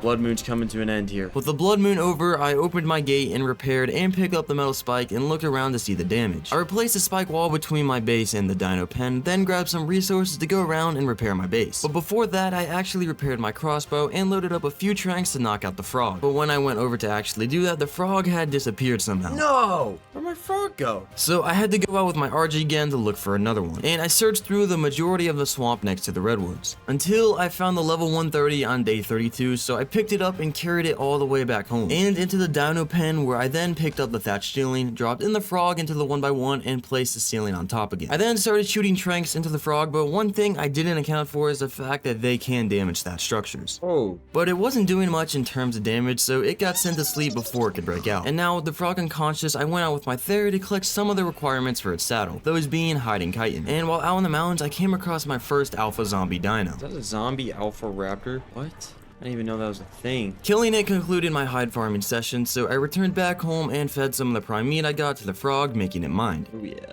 And I named it Froggy. Then I made the 5 required cementing paste and finally crafted the saddle. Now, to actually enter the swamp cave like I originally intended to do, I would need to craft a set of scuba so I wouldn't die from the poison air inside. So I fired up my fabricator and made a scuba tank. And for the rest of the set, I was still missing polymer and silica pearls. So I crafted up 3 wooden clubs, hopped on the back of my PT, and flew up to the icebergs to sacrifice penguins in the name of my progress. I flew around the general area where they should be spawning, but I couldn't find any. So instead, I looked inside a purple drop that contained some gunpowder gunpowder, a sickle, and obsidian just before the end of the day. I continued the search on to day 33, except I kinda forgot while I was there for some reason. I completely forget what I was doing. Why am I here? Penguins, maybe? I stopped by and waited for a blue drop to land, and inside was nothing but garbage. So disappointed, I gave up on the penguins as well and returned back to base. I'm not gonna lie, I had no idea what I set out for. I walked around my base for a little bit, pondering what I was looking for, and then it hit me. I don't know what I was doing, but oh, polymer for scuba, that's what I was doing. Yep, it's back. It's back. My memory has been refreshed. I made some more cementing paste for hard polymer, but I didn't have enough to craft the scuba leggings yet. So instead, I went over to get the other resource I forgot about while over at the icebergs. I gotta fly back over and get pearls anyways. I forgot to get those. So I flew back on my PT and landed by a river that I knew had some silica pearls. I also heard a zombie nearby, so I still had my guard up until I actually came across said zombie. Oh, okay. Oh, the dead bodies still make noise. Zombies aside, I scooped up a total of 77 silica pearls, which should be enough for the scuba set. So I hopped back on my PT and returned back home. And once there, looking back into the fabricator, I still needed a little bit more chitin for the flippers and a bunch to make polymer for the leggings. So I went out with my Theri to kill something for chitin, and I didn't have to go too far as there was a scorpion right around the corner admiring my base. I turned this chitin into paste and crafted a little bit of polymer, but still, it wasn't enough. So I continued on looking for bugs. Oh, there's bugs right there. I'm just gonna get my frog. I parked the Theri into the dino pen and returned back on my frog to eat all the bugs. The first one didn't give me any paste though. Okay, so where did the... But when the other bugs came over, I got a bunch of it and some chitin as a bonus. Oh, this thing's crazy. I missed having a froggy. Back at base, I crafted the rest of the polymer and finally finished the scuba set. Alright, let's go to the swamp cave. Hope my scuba doesn't get one-tapped by an arthro. I picked up Froggy with my RG and headed out. And I made it into the redwoods just as the sun was setting. And on day 34, I arrived at the cave entrance, which I was also notified of by this huge lag spike. Alright, praying this doesn't go bad. That was a crazy lag spike. I quit my scuba and ventured inside. I was mainly looking for Meganora so I could farm a ton of paste fast and easy. But right at the entrance, an Aranio and Titanoboa noticed me and I wasn't dealing a whole lot of damage to them, so I tried to lead them out of the cave. They didn't really follow me up the ramp though, and a bunch of other spiders also showed up. So I started hitting them all up from the top. They could still hit me, but only for a fraction of my HP. So I slowly but surely licked them all to death with Froggy. And with the spiders taken care of, I went in again and hit one of the Meganoras, which then aggroed an entire nation of them to fly over. Oh my god. They just kept coming as well, but I was killing them all with one lick and getting a ton of paste and chitin. That's what I'm here for. And just from the first wave of bugs, I got over 1,000 paste and chitin as well, and 41 levels for the frog. I leveled its health up a bunch and grabbed the resources and prepared to leave as I basically had everything I already came here for. Yeah, it's not a bad little farm. I'm just gonna take that and run. I was greeted by a zombie pteranodon outside, but it stood no chance against Froggy. Okay, zombies are indeed here. Time to go. Back at base, I had an unexpected visitor inside the dino pen. A saber-tooth that most likely got in through the door that connects my base to the pen. Now that I had a lot of paste, I wanted to craft up a bunch of metal spikes, but looking into my forges, they burnt through all the fuel before they actually finished smelting the metal that I farmed, so I took Thicken and the RG out to farm a bit more wood. And while coming back home, I was also reminded to make canteens by the severe lack of water in my system. Dude, I still haven't made canteens. I'm a broke boy. Anyways, I relit all of my forges and started crafting the first few spike walls. I placed one of them down in between the base and the dino pen to prevent sabers from getting in again. And I then flew up to the roof, demolished a few of my ceilings, and placed down the large cellar door that I had. Oh yeah.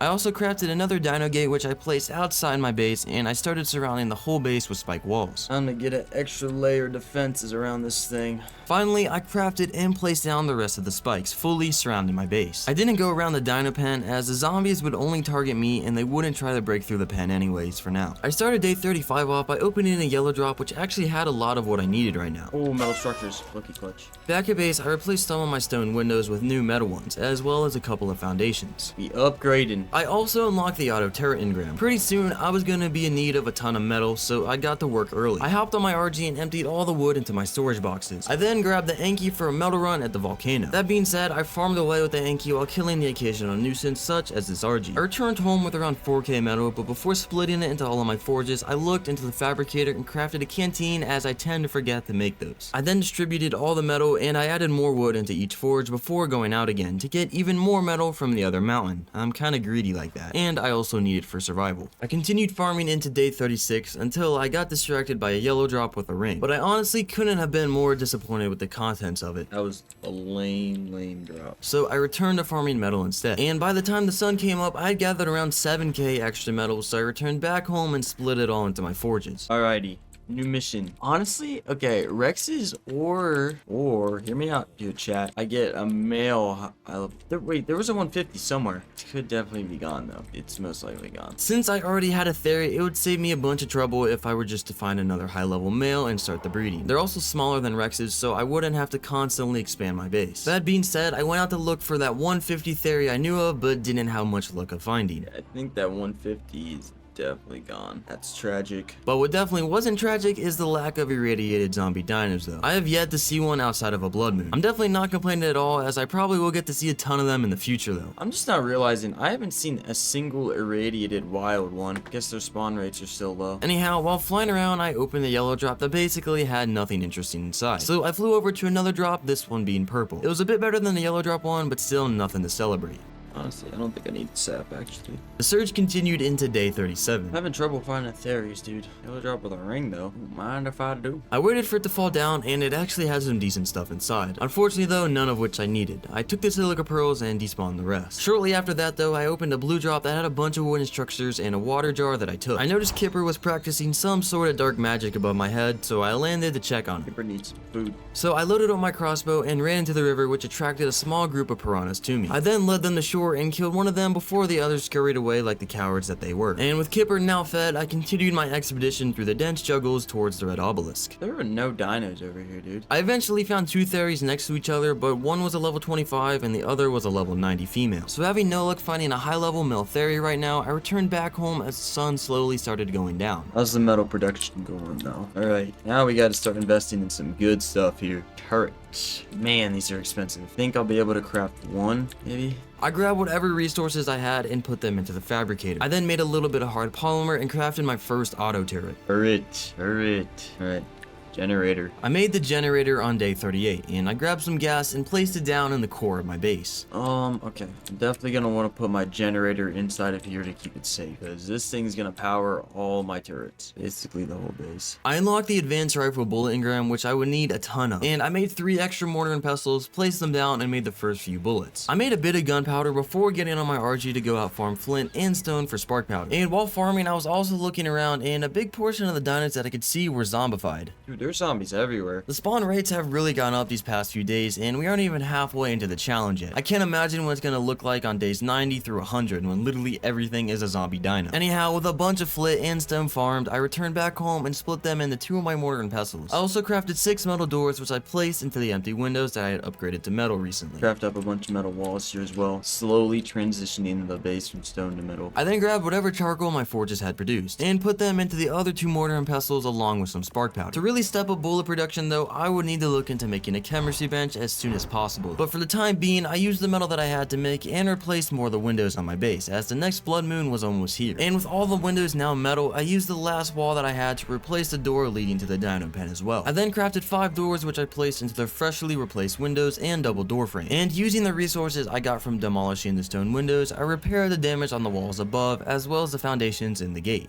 Make up some more of these bullets here. With 50 bullets total, I flew up to my roof and placed down the turret. I didn't have much in terms of ammunition, but it was better than nothing. Not gonna turn it on yet, just because I want to save it for the blood moon, but I'm gonna need it. With the turret placed and more gunpowder in production, I felt confident going out again to look for a high-level Theri before this blood moon. I'm just gonna go scout around for Theris again. Most of the creatures around here are zombified. That RG is about to get zombified. Farther into the apocalypse, the higher the infection rate, meaning the higher, quicker that zombie dinos can turn normal dinos into zombies. Basically meaning that the longer I wait, the less likely I'd actually be able to find something to tame. And it was already pretty difficult now. I didn't waste much time looking for a Theri though. I flew around the general area near the snow where I first found the 130. I then headed back home to unlock the chemistry bench engram. Chemistry bench. Spark powder, lot of polymer, and electronics.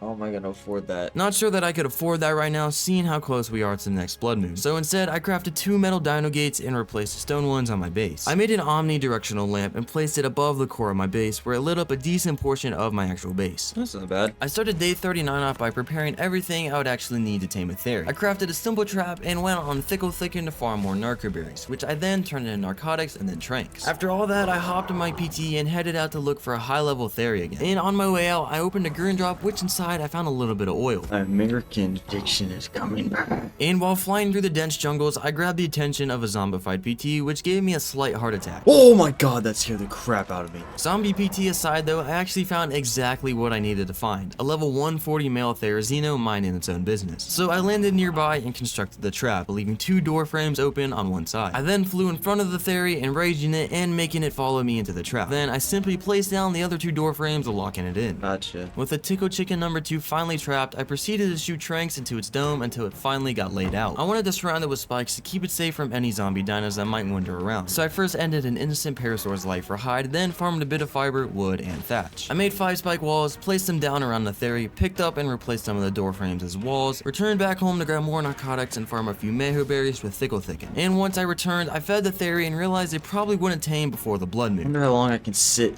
with this before I gotta go hunker down on my base for the blood moon. So for the rest of the day, I stayed with the Theri waiting for it to tame. Most of the taming process looked something like this. About halfway into day 40, I heard a Carno nearby, so I quickly got back on my BT and I started to fight it. I also killed a Master Oogway by accident while I was C-spinning. After that, I left the Carno alone for the most part, as my PT was really bloody from the bleed damage that it does. I then fed the Theri some more narcotics to keep it asleep, but I had to go back home as the next blood moon was soon to come. I waited a bit for the Theri's torpor to start dropping again, and then I fed it my last 50 narcotics that I had on me. Better stay asleep, bro. Finish that tame. It already had 80% taming progress, so it definitely shouldn't wake up before it tames. That being said, I needed to head back home. Gotta go back to base. Camp out this blood moon. Back at base, I first grabbed some raw meat from my frog to feed my PT with. I then flew out to the river to both hydrate and fill up my canteen before the blood moon comes. And landing back on top of my base, I changed my turret's targeting distance low, as I didn't want it to shoot just any random wild dinos. I wanted it to shoot the zombified dinos, which were going to be on my base, so having it on low seemed like the way to go. Alright, let me set up spike walls in front of the gates. I hope having this trapdoor isn't a mistake. I don't think it should be. I crafted 1 extra metal spike wall, then placed them down in front of my 2 gates. Alright, blood moon's about to start here. Let's go turn this turret on. I set it to only target wild creatures as well, and then hunkered down for the night. And as soon as I got the notification of the blood moon starting, I already had visitors at my front spikes. Here it is, dude. I loaded up my crossbow with stone arrows and very quickly realized I had made 1 fatal mistake. Oh, I didn't move my Theri in here. Shoot. Just craft arrows. The turret was taking care of a few flyers, but most of the zombies were still trying to get in through the bottom of the base where the turret didn't have line of sight. So it was up to the spikes to keep me safe. Whoa, what was that? Oh my god, it's throwing poop. And out of nowhere, a bunch of Tapaharas started poking their heads through. So one by one, I domed the ones that got too close. Oh, something exploded. Okay. Okay. I hope this metal holds up. And I wasn't exaggerating when I said a bunch of Tapajaras. There are so many tappies. There was even an irradiated one literally right above me, which actually died soon to other unknown causes. Oh, yep, irradiated tappy right there. Okay, my Theri did tame. I repaired my crossbow and I made a bunch of stone arrows before opening up one of my windows to see the situation outside. Oh my god. My spikes are holding back the flood right now. My gate's open.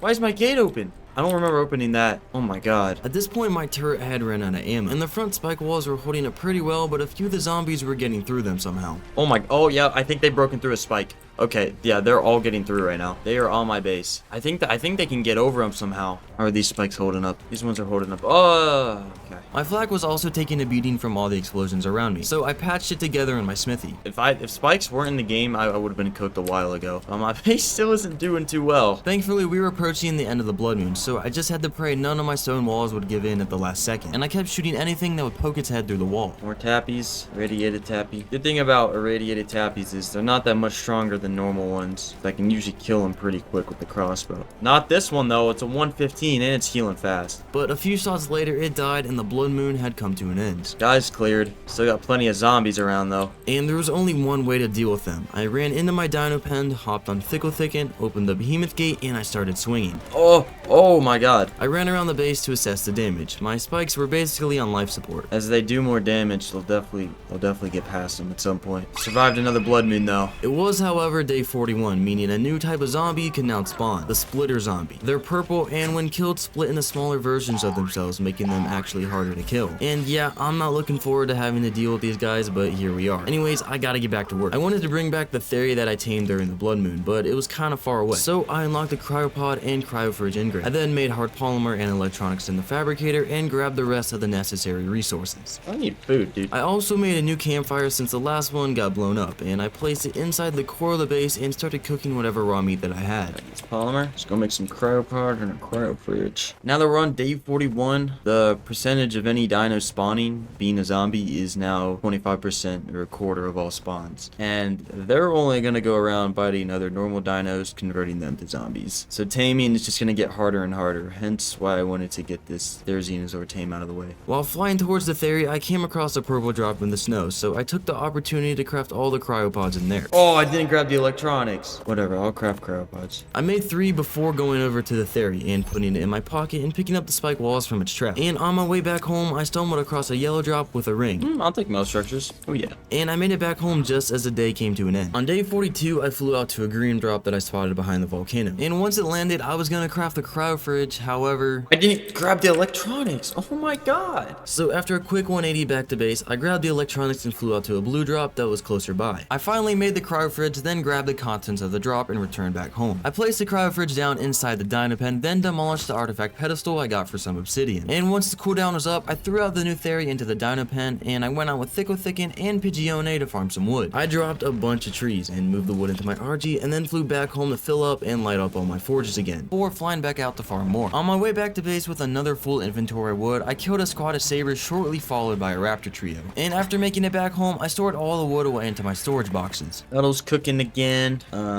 Air conditioners are gonna be a thing. Unfortunately, air conditioners were a bit on the expensive end. Hopefully, I wouldn't need a lot of them to incubate these Theri eggs. So for now, I made 15 electronics and crafted the first air conditioner, which I placed down inside the dino pen. With the Theri's breeding, I grabbed some fiber, hide, and metal to repair and pick up some of the spike walls around my base. Alright, I'm gonna repair and pick up these spike walls and move them out a little bit so I can completely surround my whole base. I'm gonna grind out a ton of spikes so I can actually go outside with my dinos and fight back during the blood moon. After repairing and picking up all of my spikes, including the dino gate up front, I grabbed a new gate and placed it much further ahead. And checking into the dino pen, I had a surprise waiting for me. Oh, forgot about the egg. I paused the Theris from breeding and continued constructing the spike wall fence around my base until I arrived at the front dino pen, where I would need to place another behemoth gate. But going inside right now, I had another look at the baby Theri to see what it wanted for imprint. Superior. Oh, I'm sorry, little one. Unfortunately, the baby Theri was asking for a little too much right now, so I had to put it down and breed out another one. Anyways, back to the gate. I wanted to roll out and farm stone with my Doted, but after opening my gate, I noticed a splitter zombie was attacking my spike walls. Oh, a splitter. Splitter right outside my base. Hold up. Quit breeding. Quit breeding. There is a splitter. Oh, they're little babies. Oh my god, they're tiny. There's so many of them. With my first splitter taken care of, I rolled out with my Dodic on day 43. I whacked a few rocks and then returned back to base and made the behemoth gate. And I placed it in front of the dino pen, then continued to place spike walls until I ran out. Bunch more metal spikes. I crafted 16 more and started placing them around the base. I then also placed another dino gate in front of the one on the actual base, and I connected the spike walls. Well, almost. Oh my god. I clapped the raptor with Pigione and then finished the spike wall fence. Alright, secured more land. My compound. I think I would like to put like actual walls right here behind the spikes, but I can't afford that right now. Besides that, I also replaced some stone walls with metal counterparts to further fortify the base. Alright, let's try breeding these Theris again. I waited for the Theris to do their thing, then grabbed the egg and threw it out in front of the air conditioner. I then went out with Thicken to farm a few mayho berries, but I noticed the zombie RG was kinda close, so I went back inside and closed the gate behind me. Soon after that, the baby Theri had hatched, so I fed it and waited for its imprint timer, but the zombie RG was not too happy about me locking myself inside, and instead decided to start a fight with my Dodic that I left outside. I of course wouldn't allow that, so I made quick work of it, and before going back inside to imprint the baby Theri. Cooked meat jerky?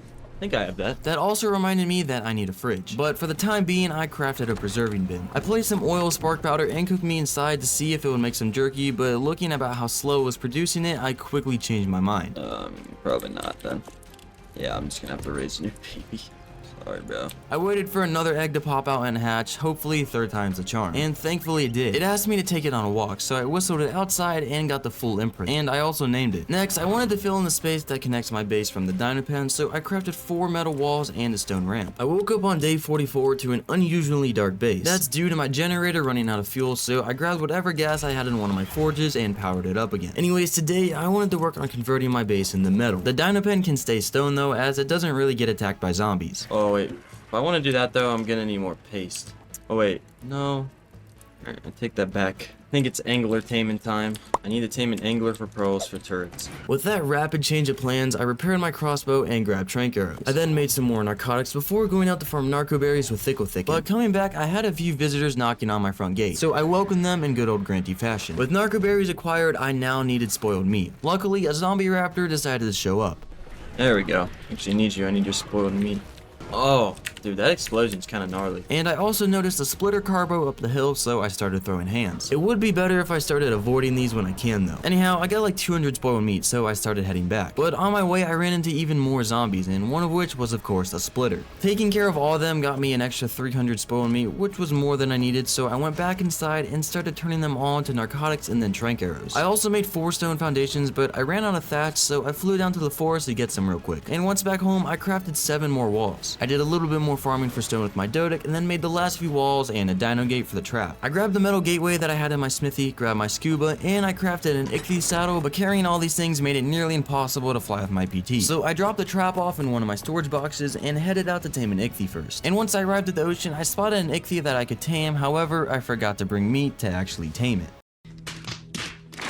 I started flying back towards base, but on my way I spotted an RG which I then killed and got 1 prime meat from. I then returned back to the ocean and dove in and started looking for ichthy's again. I can't see anything. Honestly, about to tame that 40. It wasn't the greatest of levels, but it would do just fine, so I grabbed the prime meat from my PT and swam over to feed it. Oh, there's a zombified one. I started swinging at it with my hatchet until I realized it wasn't even fighting back. So I turned back to the level 40 and tamed it. Then I swam back to shore, crowded the ichthy, and returned back home. Zombie Killer was now fully grown as well, so I took Thick and saddle and put it on him. I also grabbed the angler trap again and made 4 ceilings and then set out to the ocean on my RG this time, just to forget something again. Oh my god, I didn't bring a cryo fridge. Dude. So I had to return all the way back to base where I had to craft some electronics for a second generator. I then grabbed some fuel from my main one and picked up the cryo fridge, crafted the new Jenny, and flew all the way back out to the ocean, where I then placed down my generator and cryo fridge at the beach. And you already know I had to wait for the century-long cooldown throughout the ichthy and then finally started to look for an angler. I looked around the area, circled Carno Island, but I didn't see any anglers. Instead, I saw a zombie whale, which was the last thing I wanted to aggro right now. That being said, I returned back to my RG, cried the ichthy, picked up all my structures, and I flew back home. I didn't stick around for long though, as I still had the angler to tame ASAP. So I repaired my scuba tank and got right back to work. I flew out to the opposite side of the map on the other ocean. I then set up my cryo fridge and generator, threw up the ichthy again, and continued searching there. Unfortunately though, I didn't find a single angler. However, diving in on day 47, I noticed 2 anglers just vibing right next to each other, not too far away from the shore. So without hesitation, I swam down and I constructed the trap. I placed down everything except the gate. I then swam up to the anglers, got their attention, and I almost led one of them in, but it decided to lose aggro just before going into the trap. Are we serious? Oh no. But my plan had a tiny flaw. Because I placed the ceilings down before the gate, they are now obstructing me from actually placing the gate. So I had to lead the anglers away a little bit, and then I picked up the gate and ceilings. But one of the anglers actually managed to get itself trapped inside while I was replacing the gate. So I swam up above the trap to quickly place down the ceilings. However, I misplaced one of them. Not to worry though, as this angler wasn't the brightest. I picked up the misplaced ceiling and placed it down correctly, trapping the angler. Got it. I then led the other angler away, and I started tranking the trapped one out. It was getting pretty close to dying, but thankfully I went to sleep in time. One thing I was missing again was the food to actually tame it. So I looked for a low level ichthy in the area that I could kill with my last 4 stone arrows. I soon found a level 5, and it died on the last arrow that I had. I of course then harvested its corpse for the raw meat, then returned back to the angler to feed it. And while the angler tamed, I swam up to shore and I farmed a few stone arrows. I also swam down one of the rivers in hopes of finding a Sarco. Any Sarcos perchance? I was hoping to find one of the crocodiles so I could kill it for prime meat to hopefully tame the angler faster. I couldn't see any though, so I returned back to the angler to feed it narcotics as his torpor was draining kinda fast. I then swam up to the shore when I was sure that it would finish taming. On day 48, I swam back down to the now tamed angler. Anglerfish. Now, instead of picking up the trap, I converted the stone doorways into solid walls so I could leave my ichthy inside without having to worry about something swimming up to it and eating it while I was out farming. So I then got on the angler and I started looking for pearls on the ocean floor. But since I couldn't actually see any and my scuba tank was slowly running out of durability, I returned back to my ichthy, crowded it up, and I also picked up the trap. I then swam back to the RG so I could return home. Go back to repair my scuba before I farm pearls with this guy.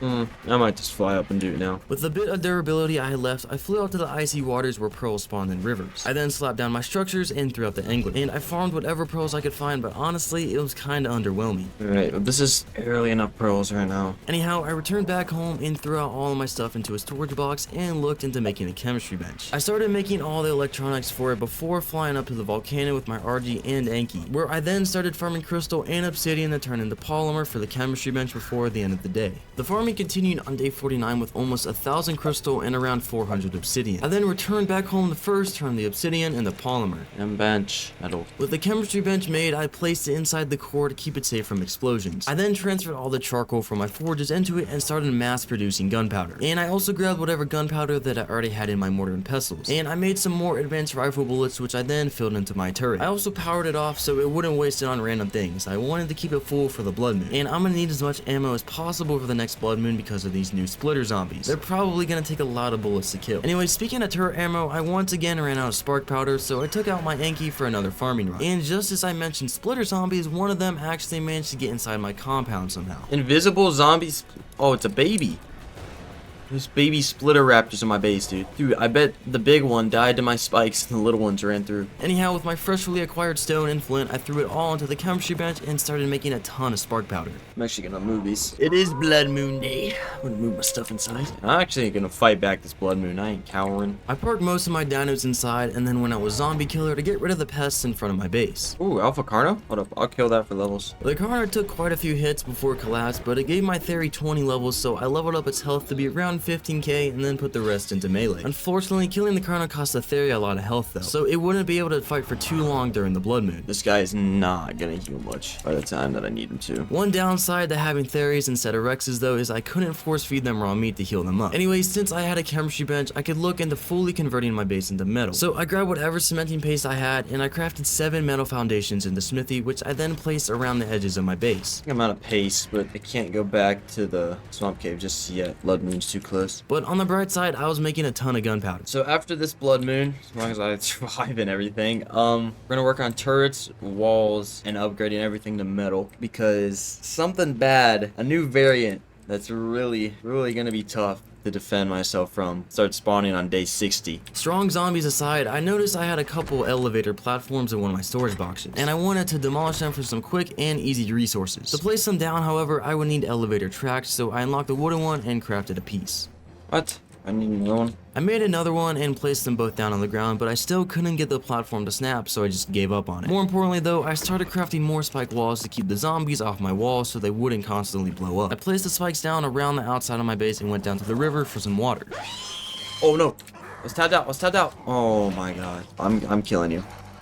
Screw you, bro. Anyhow, once I returned, I closed all my doors and hunkered down for the blood moon. I also grabbed some raw meat and I started cooking it as I was slowly running out. While waiting for the blood moon to come, I peeked outside to see this guy almost taunting me right in front of my base. 1/3, bruh. Go away. As the sun slowly started to set, I powered my turret back on and went outside with my Theri. Alright, so basically, I'm just gonna try and kill as many zombie dinos as possible until I get overwhelmed and retreat back inside my base. Soon enough, the blood moon had arrived and I got attacked immediately. Oh my god, they're already here. There was even a splitter between the PTs, but I packed them all up with the help of the turret. Got a dimorph coming in.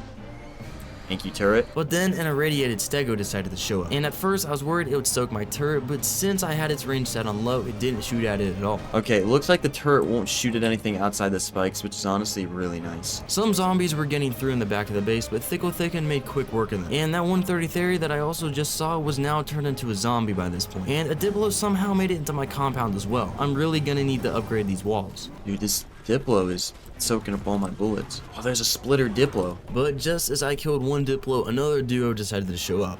Oh my god, there's more. That blood moon looks crazy, dude. The Diplos weren't much of an issue while they were just fooling around outside the compound, but a splitter Diplo soon got inside and led to a bigger problem shortly after. Oh! I got hit outside!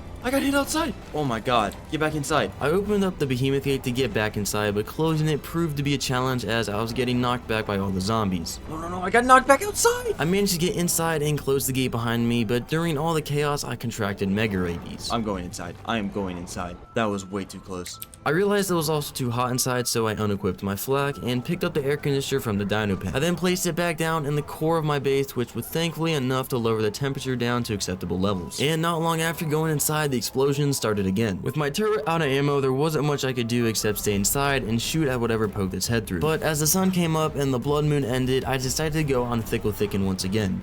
Go out and try and clean up with Thickle Thicken. They're gonna break my stone gate. While I was distracted by the zombies outside my compound, an Onyx attacked me from behind and gave me mega rabies again, so I had to go back inside and ride it out. Yeah, maybe not. I'm staying in. I waited for most of the zombies to die to my spikes, but after seeing a stego poke its head through my wall, I concluded that the gate outside was definitely broken. Anyhow, with another blood moon survived, I could get back to work again. I looked into making an industrial forge. I did have enough metal to craft one already, I just needed some oil, cementing paste, and a bunch of polymer. So first up, I'm gonna go try and get that oil from the icebergs. With around 500 oil and a few silica pearls farmed on day 52, I got back on my RG and I headed back home. There was also a yellow drop down near my base, so I flew over to check it out, and inside I found more metal structures which are definitely welcome. Oh, I got my spikes. Yeah, my base definitely took a beating. I grabbed the metal walls I got from the drop and replaced more of my base. I then made some more cementing paste and polymer to repair my scuba tank, and with this I wanted to go back to the swamp cave again and properly restock on paste and chitin. Before heading out though, I repaired most of the spike walls around my compound. I then grabbed Froggy and headed back out to the redwoods. I parked my RG on a small ledge sticking out above the cave entrance, and I put on my scuba and then ventured inside. And just like last time, I poked the beehive by licking a Meganora, making all the other ones angry. Once they stopped coming towards me, I went a little bit deeper into the cave to try and aggro even more Meganoras. And once they all started coming my way, my frog swiftly became encumbered with all the paste and chitin. So I dropped most of the raw meat, then went in for the third time, but this time I may have gone a bit too far. There's zombie uranium. Oh no. Chat. That was a close call for sure, and that was also my cue to leave. So I went outside where a zombified Gallimimus was waiting for me, so I made it vanish before cryoing Froggy and returning back home. And with my paste stocks once again at a high, the last resource I would need to get my hands on for the industrial forge was polymer. That's why on day 53 I made 5 wooden clubs and headed out to visit our penguin friends at the iceberg. There's Kipper.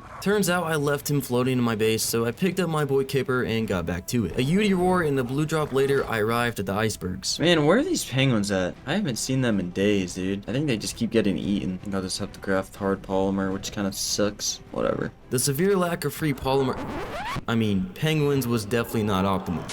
So I returned back home to craft a hard polymer, but I could barely even make 100 as I had basically no obsidian left. That being said, my Enki was gonna have to put in some overtime for me. I picked him up with Pigione and flew out to the volcano. This cloud go away. Once I could actually see, I got to farming. There we go. I farmed most of the obsidian nodes on top of the volcano, then returned back to base to turn it into polymer. Alright, after that I should have everything here for the forge. Now I just need the space to actually place it. I think I might just expand where this trapdoor is up. I made 12 metal walls, which I then placed around where the trapdoor was. I also had to pick up my turret and empty out and demolish all my forges. What are the odds this actually fits? There's really only one way to find out, so I waited for the polymer to finish crafting. And making the forge on day 54 had me really excited, as you're about to see. Forge! Now what are the odds I can Yeah, there's clearly not enough space for it just yet. I think I'm gonna have to move this like core part of my base. So I started the renovations by emptying the chemistry bench and picking it up along with the AC unit. I also repaired and picked up metal walls, the lamp, and I made the once 2x2 core into a 1x2. I also repaired and picked up the smithy and placed down the indie forge. And I tried a few different structure placements before sticking to having both the chemistry bench and the smithy behind the fabricator. And now with that figured out, I placed down the AC unit and the lamp before making 9 metal ceilings and placing them down where the trapdoor used to be. I then grabbed my turret and placed it back on the corner of the base extension. Now that I have this forge, I think it's only just that I do a fat metal run. Even though I have a lot of metal, just want to get some more cooking here. Before going out to farm all that metal, I had to sort out all the resources in the RG. And later on, now that the RG was empty, I grabbed my Enki and flew up to the volcano once again, this time to get all the metal that it had to offer. And I got about 2 rows of raw metal from the top of the volcano, and then I flew down to farm the rest. I got around 4k metal and returned back home, which was nowhere near as much as I wanted. Only a baby metal run, I'm going out for more. I'm greedy. In my defense, I needed a ton of metal for all the base upgrades I was planning on doing. I still had to craft more turrets and a ton of bullets for them as well. That being said, I flew out to the opposing mountain and farmed whatever metal nodes that I could find, resulting in a total of 4100 raw metal at the end of the day. I kept up the grind on day 55. I flew over to one of those snowy mountains and I farmed a bit of metal until a giant cloud came by and made it near impossible to continue. Let me out of the cloud. Since the snowy mountain was surrounded by clouds, I moved back to the other mountain and farmed a bunch of metal. And once I returned back to base, I added roughly 9,000 raw metal to the indie forge. I then grabbed some fiber and hide and metal ingots to repair the rest of the spikes around my base. And since my dino gate was looking so beat up, I decided to upgrade it to metal. I already had a gateway crafted, so I made the gate itself and replaced the old stone one outside. And now that I was set with metal for a while, it was time to go back to the ocean and farm silica pearls so I can make more turrets. And as day 56 rolled around, I got on my PT and flew out towards the red obelisk. And you already know, I placed on my cryo fridge, waited for 3 decades, and just as I was about to go farm, this happened. Oh my god, I didn't bring scuba. How stupid can you be? So I took the flight of shame back to base just to grab the scuba and then flew all the way back to the red obelisk. And this time I actually threw out the angler, put on my scuba, and I swam down to the ocean floor. And I actually found a very decent amount of pearls this time. I got 3,600 pearls before swimming back up to the beach and cryoing the angler. I then picked up all my structures and started flying back home. But I did get distracted by a yellow drop that had a few metal structures and some scuba leggings. Finally, back at base, I filled up the fabricator with the pearls and I started crafting a ton of electronics. I also replaced 2 more of the stone foundations with metal ones and sorted out my inventory. Moving forward, I also unlocked and crafted the industrial grill engram as the campfire just wasn't cutting it anymore. So I placed the grill inside the dino pen and I took Thickle Thicken out to get some raw meat for it. Using the wrong dairy here. After clapping that alpha raptor, I swapped Thickle Thicken out for zombie killer and I continued looking for things to kill. And on day 57, I spotted this guy just chilling out here in the wild. Is that a zombie unicorn?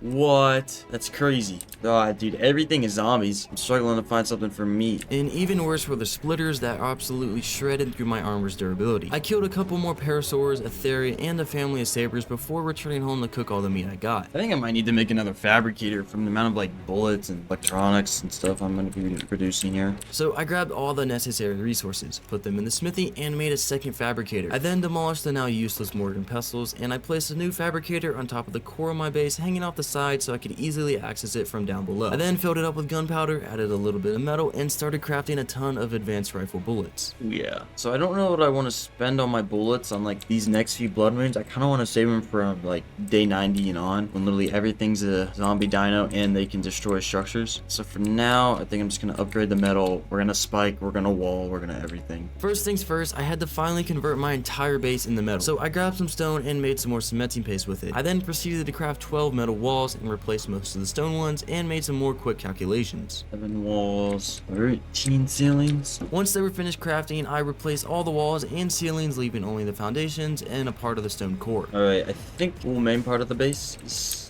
metal besides a few foundations. I'll just make right now. And then I've got some turrets on the way as well. I want to expand the spike walls out a little bit just so I don't want turrets shooting outside of the walls, because I want them to kill whatever's on the base. So I made 7 more spike walls. I then repaired and picked up the stone dino gate as well as some of the spikes. And then I replaced them further out. While moving the spikes, I came across my first friendly zombie. Hello, sir. How are you? You not... What? Okay, I guess zombie parasaurs are broken. Since the zombie Perry was too lazy to attack me, I decided to do the honors myself and I turned it into spoiled meat. Anyhow, the spike wall expansion was almost finished, however there was a gap left between the behemoth gate and the last spike. So I went around to the backside and picked up a spare spike wall. I then replaced the dino gate and I used that spike wall to fill in the gap between the behemoth gate. Anyways, you may have also noticed this one stone wall that was sticking out of my dino pen by now. So it was time to fix that as well. I placed down a quarter ceiling, then dismounted onto it from my PT. What will this be? Am I him or am I him? I was about to look into making more turrets, but I got slightly distracted by a noise outside my base. Hold up. Oh, dude, splitters annihilate spikes. Oh my god, it's a baby Carno in my base. Anyhow, back to turrets. I was once again running low on pace, so I gotta go get that. And I also wanted to place walls behind my spike wall to further fortify my defenses. I took whatever stone I had left and turned it into paste on day 58. I also started crafting polymer for turrets before grabbing my scuba and getting ready to go to the swamp cave again. Since I got some of my tames outside, I'm just gonna put a few bullets into the turret, keep them safe. With the turret filled up, I grabbed Froggy and flew out to the swamp cave. Alright, let's see if we got any buggy boys in here. But the entrance only had a few Meganoras, and an Aranio also noticed me going deeper into the cave, and it tried to stop me, unsuccessfully though. However, after going further, I got spotted by an Arthro, which was bad news as I didn't want my scuba to get one shot. So I slowly backed out of the cave and farmed a few arrows just outside. I then went back inside and shot it a couple times before it forced me out of the cave. But for some reason, I couldn't get it out of the cave, so I shot it a few more times until it finally died. Finally, of course, it's a level 150. And now with that Arthro taken care of, I went back inside the cave and killed a few more Meganora until I arrived at the first part of the cave that was filled with other nasties. What are the odds I can hit one with my crossbow, aggro them, but not the Aranios? Probably pretty low. But my plan worked. I hit one of the bugs and the rest of them started swarming me immediately. Oh yeah, there we go. They're in a Congo line, dude. And in total, I got 1300 paste and around 1500 chitin, which should be more than enough for the time being, so I left. I then crowded the frog and flew back home. Once I was back, I looked inside the fabricator to see how many turrets I can make. 6 turrets? Oh, they only cost, for some reason I thought they cost like 70 polymer per bang. I think I'll do, really I just ball out. I made all 6 and then started placing them and setting them up around my compound. I placed one on each corner of my base, leaving me with 2 to spare. Alright, now it's time to build up the walls around the compound. I started by crafting 22 metal foundations and 25 walls just before the end of day 58. I then placed down 3 foundations just behind the spikes and I made it 2 walls high. And to fill in the gap in the corner, I used a triangle foundation to place the walls at an angle, perfectly covering up the gap. Oh yeah. I then continued off to the side, but I quickly ran out of metal walls. Yeah, these walls are definitely nice, but I'm gonna need a lot more. It was going to be a big project that would most likely eat through my resources, but it was day 59 and I had to be prepared as possible for the incoming blood moons. So I crafted a bunch more foundations and walls and then continued construction. I went around laying down the foundations, then placing down all the walls while also making tiny adjustments here and there. But crafting all those metal structures absolutely melted through my paste stocks. So I grabbed base builder and went out to farm a bit of stone for the chemistry bench. But paste wasn't the only thing that I was running out of. Just cooked through all my metal. But the safety of me and Kipper are far more important, so I used the rest of the metal for the walls and foundations, which I also placed down. By now, most of the wall was done. I just had to finish the back side of the base to fully surround it. Alright, well I've got some decent walls set up here. Yeah, I pretty much burned through all my resources. Meaning it was time for another metal run, featuring the Enki and RG of course. This time I flew out to the blue obelisk mountain, which I knew had a ton of metal around it. And then I got to work, but I also got distracted by a red drop with a ring coming down in the distance, so I gotta go pause and check that out of course. I waited for it to land and behold the loot inside. Normally this would be good loot, but I don't really know if I can use any of this. Back to the metal. The snowy mountains were way too foggy to farm around right now, so I started flying back home while smacking up the occasional metal node that I spotted during the flight. And by the time I got back home, I only had around 1500 raw metal, but I guess it's better than nothing. So I threw it all into the forge and I parked the Enki back in the dino pen. Alright, now I know I wanted to spare my bullets for later blood moons, but I grabbed a few bullets to fill up my turrets just a bit so they could hold off flyer zombies while I handled the ground ones. Oh, and I also crafted 6 more spike walls and I placed them around the outside of my base. But out of nowhere, I got attacked by another splitter that I couldn't even see.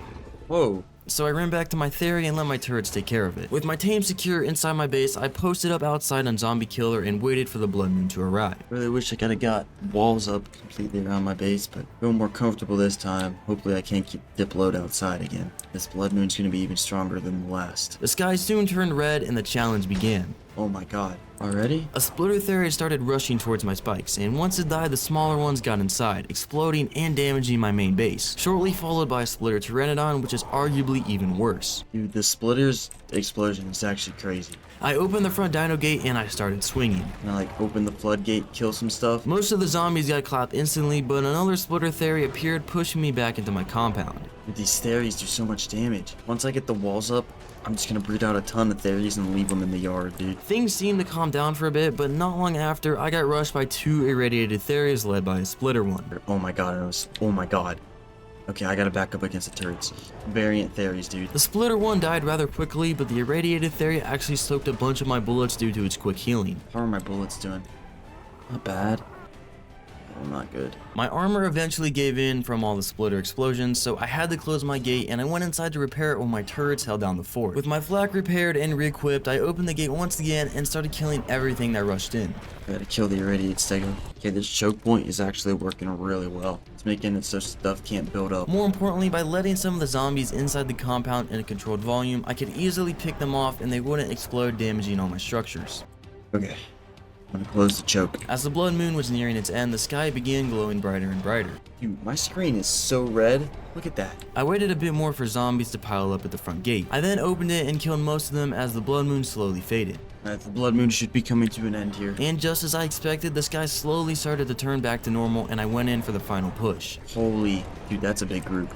That is a big group. I got pushed all the way to the back of my compound by the splitter Theri, followed by getting my turrets soaked up because a splitter carbo somehow got inside. Dude, those splitters are no joke. But with all the zombies now taken care of, I decided to sweep the base to see the damage that was done. And honestly, I think it held up pretty well. Even the backside didn't have metal walls yet, and it was basically untouched. However, the following blood moons wouldn't go smoothly because of a new foe that began spawning in from this day onwards, the volatile zombie. They're orangey and make a heartbeat type noise when they come close to you, and if they get close enough, they explode. And to top that off, the zombie spawning rates are now at 50%, meaning 1 in every 2 dinos are now a zombie. So I've really got to beef up my defenses now. And I've also got to get some more friends for Zombie Killer. He can't handle another blood moon by himself. So I didn't waste any time, and I got to work by first repairing my flak, then the spiked wall in front of my gate, and I took out Thicken to farm some more berries while my other 2 Theris were breeding. And once I returned, the egg popped out, and I grabbed the AC from the core of my base and placed it back inside the dino pen so I can incubate the egg. And when the baby popped out and came to life, I fed it and waited for it to imprint. Thankfully, it just wanted to go out for a walk. And now with 1 Theri growing, I made a saddle for it and waited for another egg to pop out and hatch. However, this guy requested something a bit more than just a walk. I'm fish meat, bro. It was definitely doable though, so I crafted a few arrows and got on my PT to go out to look for a saber-tooth salmon. I started flying down to the river next to the redwoods in hopes of spotting one from above. And once I came across a duo, I jumped into the river and shot at one of them. It didn't give me any prime though, so I had to put an end to its friend's career, and he learned his lesson and gave me 1 prime fish meat. So I flew back home to cook it up and feed it to the Theri. And now with 2 baby Theris growing, I could focus on base upgrades again, but for that I needed more metal, so I grabbed the Inky and flew out to the metal mountain. And while flying up top, I heard something I didn't want to hear though. Oh my god, I heard the heartbeat of a volatile one. And since I couldn't see anywhere, I flew over to the other mountain behind this one so I could farm in peace. Well, for at least the most part. Minor inconveniences aside, I managed to get just over 9k raw metal by the end of the day. I returned home on day 63 and I loaded up the Indie Forge before getting on the now grown and imprinted Theri to go farm wood. So I whistled the RG to follow me and ran down to the jungle to farm wood, mostly. Oh my god, a splitter. I then returned back to base and threw all the wood into the forge so it would slowly turn into charcoal for more gunpowder for more bullets. And now with more metal and wood farmed and cooking, I got back to finishing the defenses around my compound. I crafted up a few metal foundations and placed them down behind the spikes. And the fact that this splitter Phiomia was not liking my base upgrades was a sign that I was doing the right thing. Oh my god, go away. Anyways, I grabbed another metal dino gate that I had. I then crafted the gate and 3 more foundations and went to place them down as well as replace the stone gate with the metal one. I then picked up my Dodic with Pigione and farmed a little bit of stone for my chemistry bench. And looking into it, I was running out of chitin again, so I would have to go back to the swamp cave again. But before that, I made a bunch of metal walls and I placed them all down, but it was still not enough to finish the wall. And to top it all off, something was attacking my spikes once again. Oh, they just broke my spikes. Anyways, I started breeding 2 new Theris, then replaced the broken spike outside. I then grabbed my scuba and got ready to leave, but first I waited for the Theri to lay an egg, and once it also hatched, I fed and cuddled with the baby. On day 64, I made a bit of spark powder and gunpowder before taking my Inky out to farm more flint and stone. That is until an Alpha Raptor appeared out of nowhere. Oh, Alpha Raptor, hello. So I peaced out and continued elsewhere. And now with a sufficient amount of flint and stone gathered, I returned back home, where I then transferred it onto the chemistry bench and started converting it into spark powder. I then named my 3 new fairies defense, and I made 2 more saddles for them. These metal walls are doing pretty well. They can definitely survive another blood moon. As for the spikes around my base, that was a different story. I grabbed some metal, hide, and fiber and then repaired them. And by now all the spark powder had finished crafting. So I grabbed whatever charcoal I had in the industrial forge and I made gunpowder with it. And now since I was thirsty again and I didn't feel like flying down to the river every 10 minutes, I made another 2 canteens. And while flying down the said river to fill them up, I actually got to see my first volatile zombie. Whoa, whoa, whoa. Oh, that's a volatile parasaur. When I returned back home, I spyglassed my turret to see how much ammo they had left, but it was honestly looking pretty grim. Hooked in the bullet department, dude. I parked my PT and decided it was time to do another wood run. But what I saw during my hike in the woods was honestly beyond me. What? Y'all are seeing this, right? Cursed floating trees aside, I gathered up a bunch of wood, but before going back to my base, I clapped an Alpha Raptor that was causing havoc just outside my compound. And I took all the freshly donated prime meat and threw it in the industrial grill. Then I also took all the wood I just farmed and transferred it into my forge. And now with more gunpowder crafting, I could finally go and farm paste in the swamp cave, so I grabbed Froggy and flew back over. I arrived at the entrance on day 65. I quit my scuba and went in. However, I did a quick 180 when I came across 2 volatile Araneos at the first part of the cave. Oh! They're volatiles, dude. Yeah, they just blew up. Somehow that explosion led to the Meganoras being aggro to me, but since that's what I was here for, I didn't complain. There's another volatile. Oh, and it exploded. I did get jumped by 2 regular zombie araneos, but I led them out of the cave and took care of them. And with that threat taken care of, I returned back into the cave and continued licking the Meganora for paste. Hold up, why am I low on health? Oh, I don't have my scuba on. That's why. Once I actually stopped inhaling toxic air, I peeked deeper into the cave, but I got aggroed by more araneos, so it was time to dip. No, I'm not fighting this. I made it back home as the sun rose, and I stored all the paste into my fabricator. I then threw all the chitin into one of my storage boxes before making more gunpowder and bullets. Oh yeah, we got some bullets coming. I think this blood moon around, I'm really gonna rely on my defense theories. Hold down the fort and less on the turrets.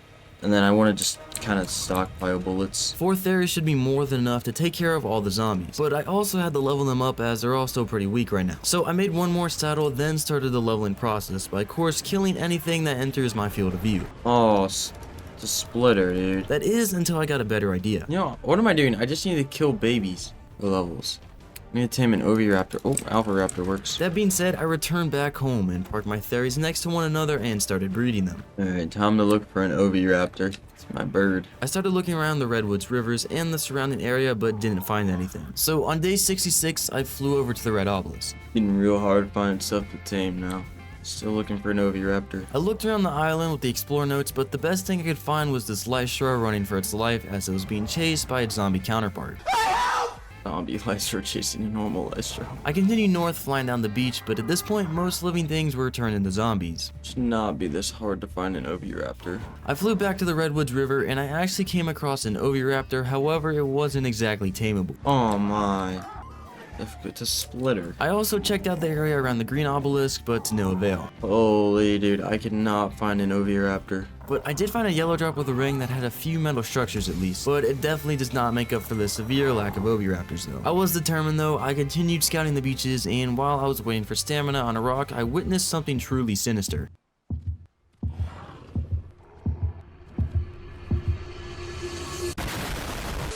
But finally, on day 67, I spotted a normal Oviraptor on the beach, so I rushed down to it, boiled it, and knocked it out. I fed it the Theri eggs, cryoed it, and then flew back home. I then threw up the Oviraptor in my dino pen, and I assembled the Theri breeding corner. Well, for the most part at least.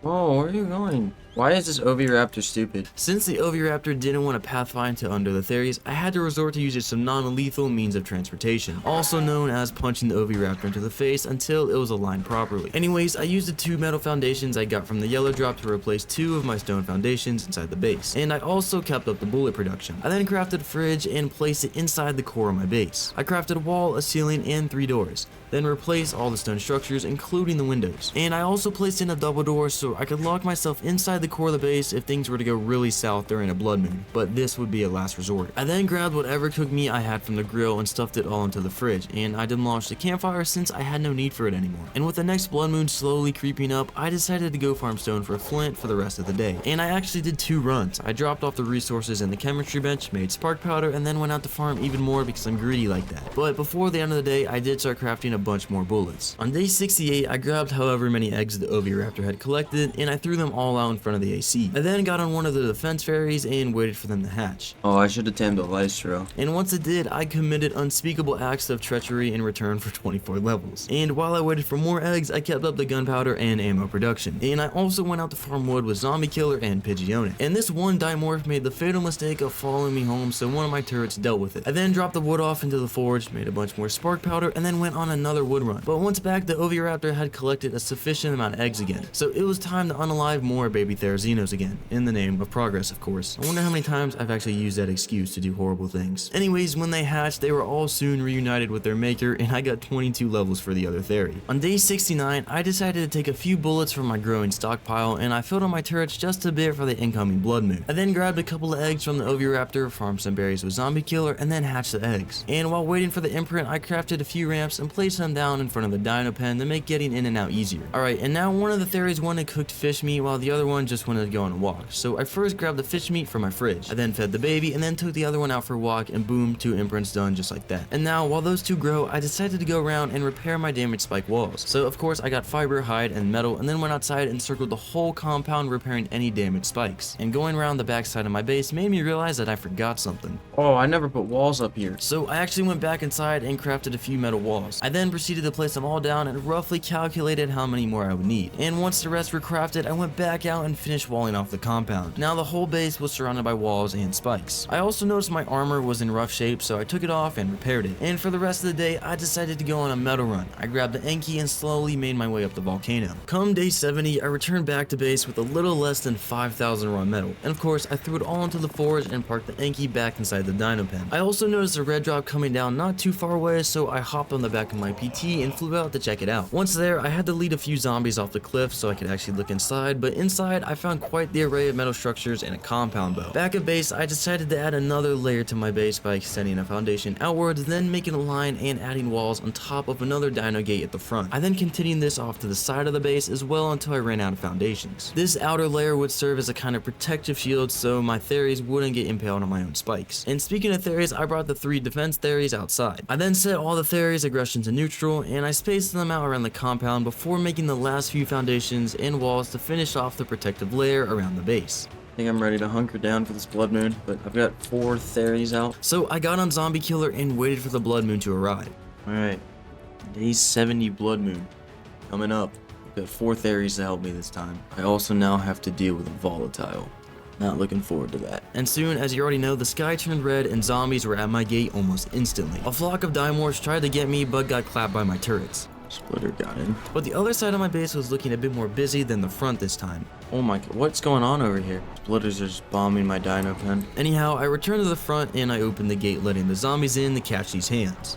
Oh yeah, this is going better. The main issue were the splitters, as they could easily get inside when they explode, and the smaller ones. A few more waves of zombies rushed me at the front before I noticed the Diplo casually walking over my defenses. But after I killed it, I could see why some zombies were getting in from the back. Oh, they broke the spikes. So I let my Theris take care of them before going back to the front to deal with the rest of the intruders. Going out. But I very quickly got forced back inside when a bunch of splitters decided to show up. Going back in. Once the blood moon finally ended and the sky cleared, I ran out again to kill any remaining zombies. I want to breed out a bunch more defense Theris. So I reassembled the Theri breeding corner and then went out to farm berries for the youngling. And when I returned, I threw out 3 eggs which soon hatched, and I named all the babies Defense and imprinted them. On day 72, I grabbed a bunch of Theri eggs from the Oviraptor and I threw them all out so I could level up another defense there. And once they were all hatched, they were of course instantly set back to the lobby and I got a bunch of levels. However, it was time for round 2 as well. I threw out the rest of the eggs the Oviraptor had collected and did the obvious. I also made sure to check on my growing babies and of course Kipper. While I waited for more eggs to pop, I crafted a few more metal foundations and walls which I then placed down at the back of my base to finish off the outer layer of my spikes. After that, I went out to a red drop that came down near my base which gave me a decent ride shield and some polymer. I still wanted to stock up on turret ammo, so I continued grinding towards it by going out with my RG and Enki to farm flint and stone. On day 73, I placed a storage box inside the core of my base to keep bullets in. Other than that, I kept up the bullet production and I leveled up my defense Theris by of course sacrificing newborns. I paused the Theri breeding corner on day 74, and I made the last few bullets before I ran out of gunpowder. And I looked into my forge and chemistry bench to see I basically run out of both metal and spark powder. So what did I do next? I obviously jumped on my PT and left base to go after a red drop that was coming down near the volcano. And once it landed, I opened it to find absolute crap. The Rex Saddle blueprint would have been nice in a different challenge for sure, but I had no use for it here. So I just spawned everything apart from the gasoline and returned back home. I gotta repair my walls. And I'm out of metal. I made 3 spikes from what little metal that I had left and repaired the back side of the compound where zombies were still getting through. And for the rest of the day, I just farmed metal back and forth, so here's a quick montage. I returned back home on the early morning of day 75. After filling up and lighting my forge again, I crafted a couple walls and placed them down at the one gap that I had in my compound wall. I wanted to go out and farm a bit of hide with one of my Theris, but once I actually came across a normal dino, it got zombified right in front of me. And it actually put up a decent fight. Now, since I don't want to risk my Theri dying, I returned back home to look through my other Theri's inventory to find a little bit of hide, which I then used to craft another spike wall and repaired the damaged ones. I then unlocked and crafted a few metal pillars as well as ladders, which I then placed down at the front and back side outside of my base. I then grabbed 2 turrets that I had lying around and I placed them down on top of pillars. And I also added ramps to the front of my base as a quality of life change before the end of the day. On day 76, I grabbed some metal and cementing paste and went around the compound repairing any damaged walls or foundations. And once they were all patched up, I got on my RG and scooped up the Enki as it was time to farm up spark powder again. And while doing so, I also opened up a blue drop with a ring, but it was full of junk except this journeyman Dodic savage. Back at base, I turned all the resources into spark powder and gunpowder. On day 77, I made even more ammo, and I also wanted to upgrade my storage system a bit. I want to make up some vaults here. Need a better way to store stuff. I already had all the resources to make one except polymer, so I made some as well as the first vault. And while that was being made, I flew up to the volcano to gather a bit of obsidian for the polymer. And once I was back at base, I made a bit more hard polymer and then crafted the second vault. I then moved my RG inside and I transferred everything from my wooden storage boxes into it. I then demolished the boxes and replaced them with vaults, then transferred everything back into one of them. The other one I would use to store bullets. I grabbed everything from the wooden box in the core of my base and stored it away in the vault. Now, I still need to make saddles for my new defense theories, but I was basically all out of hides, so I had to go out and try my best to find a normal dino or two. I think I might just have to farm hide for a little while. I actually found a normal carbo and carno kind of close by, but then I wandered around the bottom of the volcano, killing basically anything that was still normal. I completed the lap around the volcano as day 78 rolled around, but I only managed to get around 300 hide. It was still enough to craft the saddle though, so I did, and I put it on one of my defense theories. I then unlocked the metal arrow engram as I wanted to try out the compound bow I got from a drop a while back. So I made the polymer so I could craft a bunch of metal arrows, and I also repaired my flak in the meantime. I then crafted 3 more ladders so I could access the roof of my base without having to use a flyer. I then replaced one of my ceilings with a hatch frame and placed down the ladders and hatch, and then grabbed some spare ammo to fill up the turrets waiting for the next blood moon. However, most of them still had plenty of bullets left. And day 79 was spent fully inside the warmth of my base as I didn't really want to work on anything major just yet before the blood moon. Alright, well, I've got some plans, but I really don't want to start working on them until after this next blood moon. I think I'm just gonna have to ride it out here at base for a while. The footage from day 80 was unfortunately lost to the void or eaten by a zombie dino. It wouldn't be a Granty video without me losing some footage. But a quick jump into day 81 and I was in the midst of a blood moon fighting off zombies at my gates. Theries are holding down the fort. But for some reason this blood moon felt a lot easier than the previous couple. There wasn't a horde of zombies mauling at my spikes anymore. A few flyers came in waves, but they all got clapped by turrets. Dude, this blood moon is easy. I wonder if this one easy and the next one's just tough. Maybe this is a little breather blood moon. As soon as a few zombies showed up at the front gate, I called on my army of Theries and they took care of them. A little help, please? They did kind of just stare at the zombies for a bit, but as soon as they got messed with, they ran out and took care of business. And something was definitely different about this blood moon. Why is it like yellow out? Besides the oddly colored sky, my Theries obviously weren't the brightest. Oh no, my Theries dying to my own spikes, dude. Move! Oh my god, we just had zombie Theries spawn on us. The blood moon was coming to an end and I almost threw when I got singled out of my group by a bunch of zombies. Help!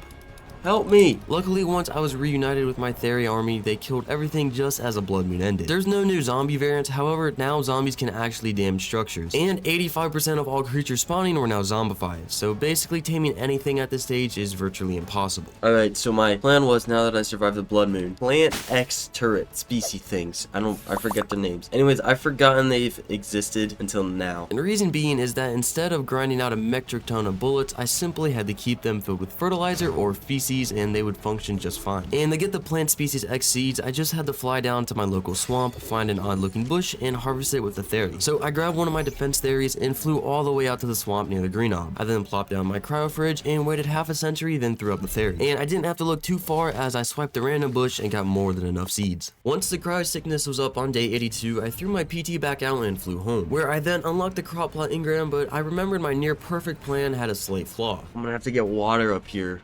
Ooh. I did have a few metal taps from a drop though, so I made 5 water tanks and I flew down to the river where I first had to deal with a couple of zombies. I then placed down the tap and carried the irrigation up the hill, and turns out I was a couple of water tanks off. So I ran inside and crafted 3 more, and I brought the irrigation back to my base. After that, I crafted 5 crop plots and a few ceilings so I could place the crop plots on the compound walls. I placed the ceilings down mostly at the front of my base as that's where the zombies were attacking from. I then got on my PT and placed down the crop plots as well. However, chaos soon unfolded when a splitter zombie attacked one of my spikes and exploded into multiple splitters. What? I did take care of them with my Theri, but my walls suffered a ton of damage. Anyhow, I then placed down a couple extra water tanks so all the crop plots would have irrigation. I need fertilizer. We all know there's really only one way to get it, and that's to make a toilet. However, I was missing a little bit of paste and raw metal, so I first grabbed my Dodic and went out to get stone. And on day 83, I converted it all into paste and went out to gather a bit of raw metal that I needed. Then with the toilet made, I placed it against the core of my base and got to work. I lowered my stamina in a questionable way with the help help with my theory and then got on the toilet. Oh, I forgot they fixed the toilet glitch, dude. Dang it. So I had to keep draining my stamina and going back and forth on the toilet just to get a little bit of fertilizer. Anyways, I put one fertilizer into all of my crop plots and then transferred the rest into the front crop plot, as that one would probably see the most action. I then went around setting them all up. I really want to see how these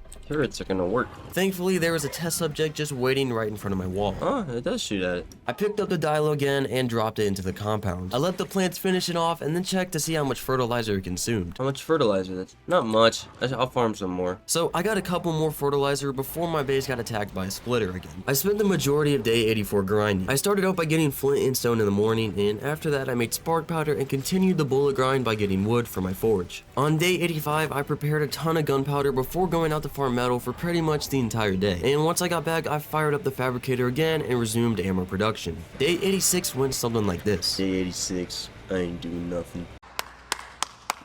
And on day 87, I repaired the spikes and walls around my compound in preparation for the next blood moon. I also filled out my turrets a bit, but I still kept most of the ammo inside the vault, as I want to have as much as possible for the last blood moon. Day 88 was quite similar to day 86. I had a very intense staring contest with the blades of grass in my compound. On day 89, I crafted as many bullets as I could, and I hid my tames inside the dino pen, and I spread out my Therias around the compound. On day 90, I locked all of my gates and prepared for the second to last blood moon. Should be locked and loaded, ready to go. I waited on my Theria until the inevitable came and saw the sky once again turn bloody red. Turret's already shooting? What? Plan X going in? Dude, my defenses are holding up well. But it was time to step in and help my turrets out. I opened the floodgates and I started whacking everything that tried to get in. Day 91, and you already know that I survived that blood moon, because I'm an absolute dog like that. Anyway, that was too easy. It's day 91 and my Therias are still shredding through every zombie. This ain't even a challenge. So I've decided that the last 10 days of this challenge are all going to be a blood moon. The sky will be red for 10 days straight. Zombie dinosaurs will be bombarding my gates and walls the whole time. And I may or may not have also made the zombies 10 times stronger than normal dinos. Hopefully that doesn't come back to bite me. Here's the final blood moon. Bullets, bullets, bullets. Gotta get up and start filling these turrets immediately. Oh my god. They do so much damage. They do so much damage. Look, they're just walking over my walls. They're just walking over my walls. I need to get to this turret. I gotta close the gate. Close the gate. What am I doing? Oh. I did not make it to day 100.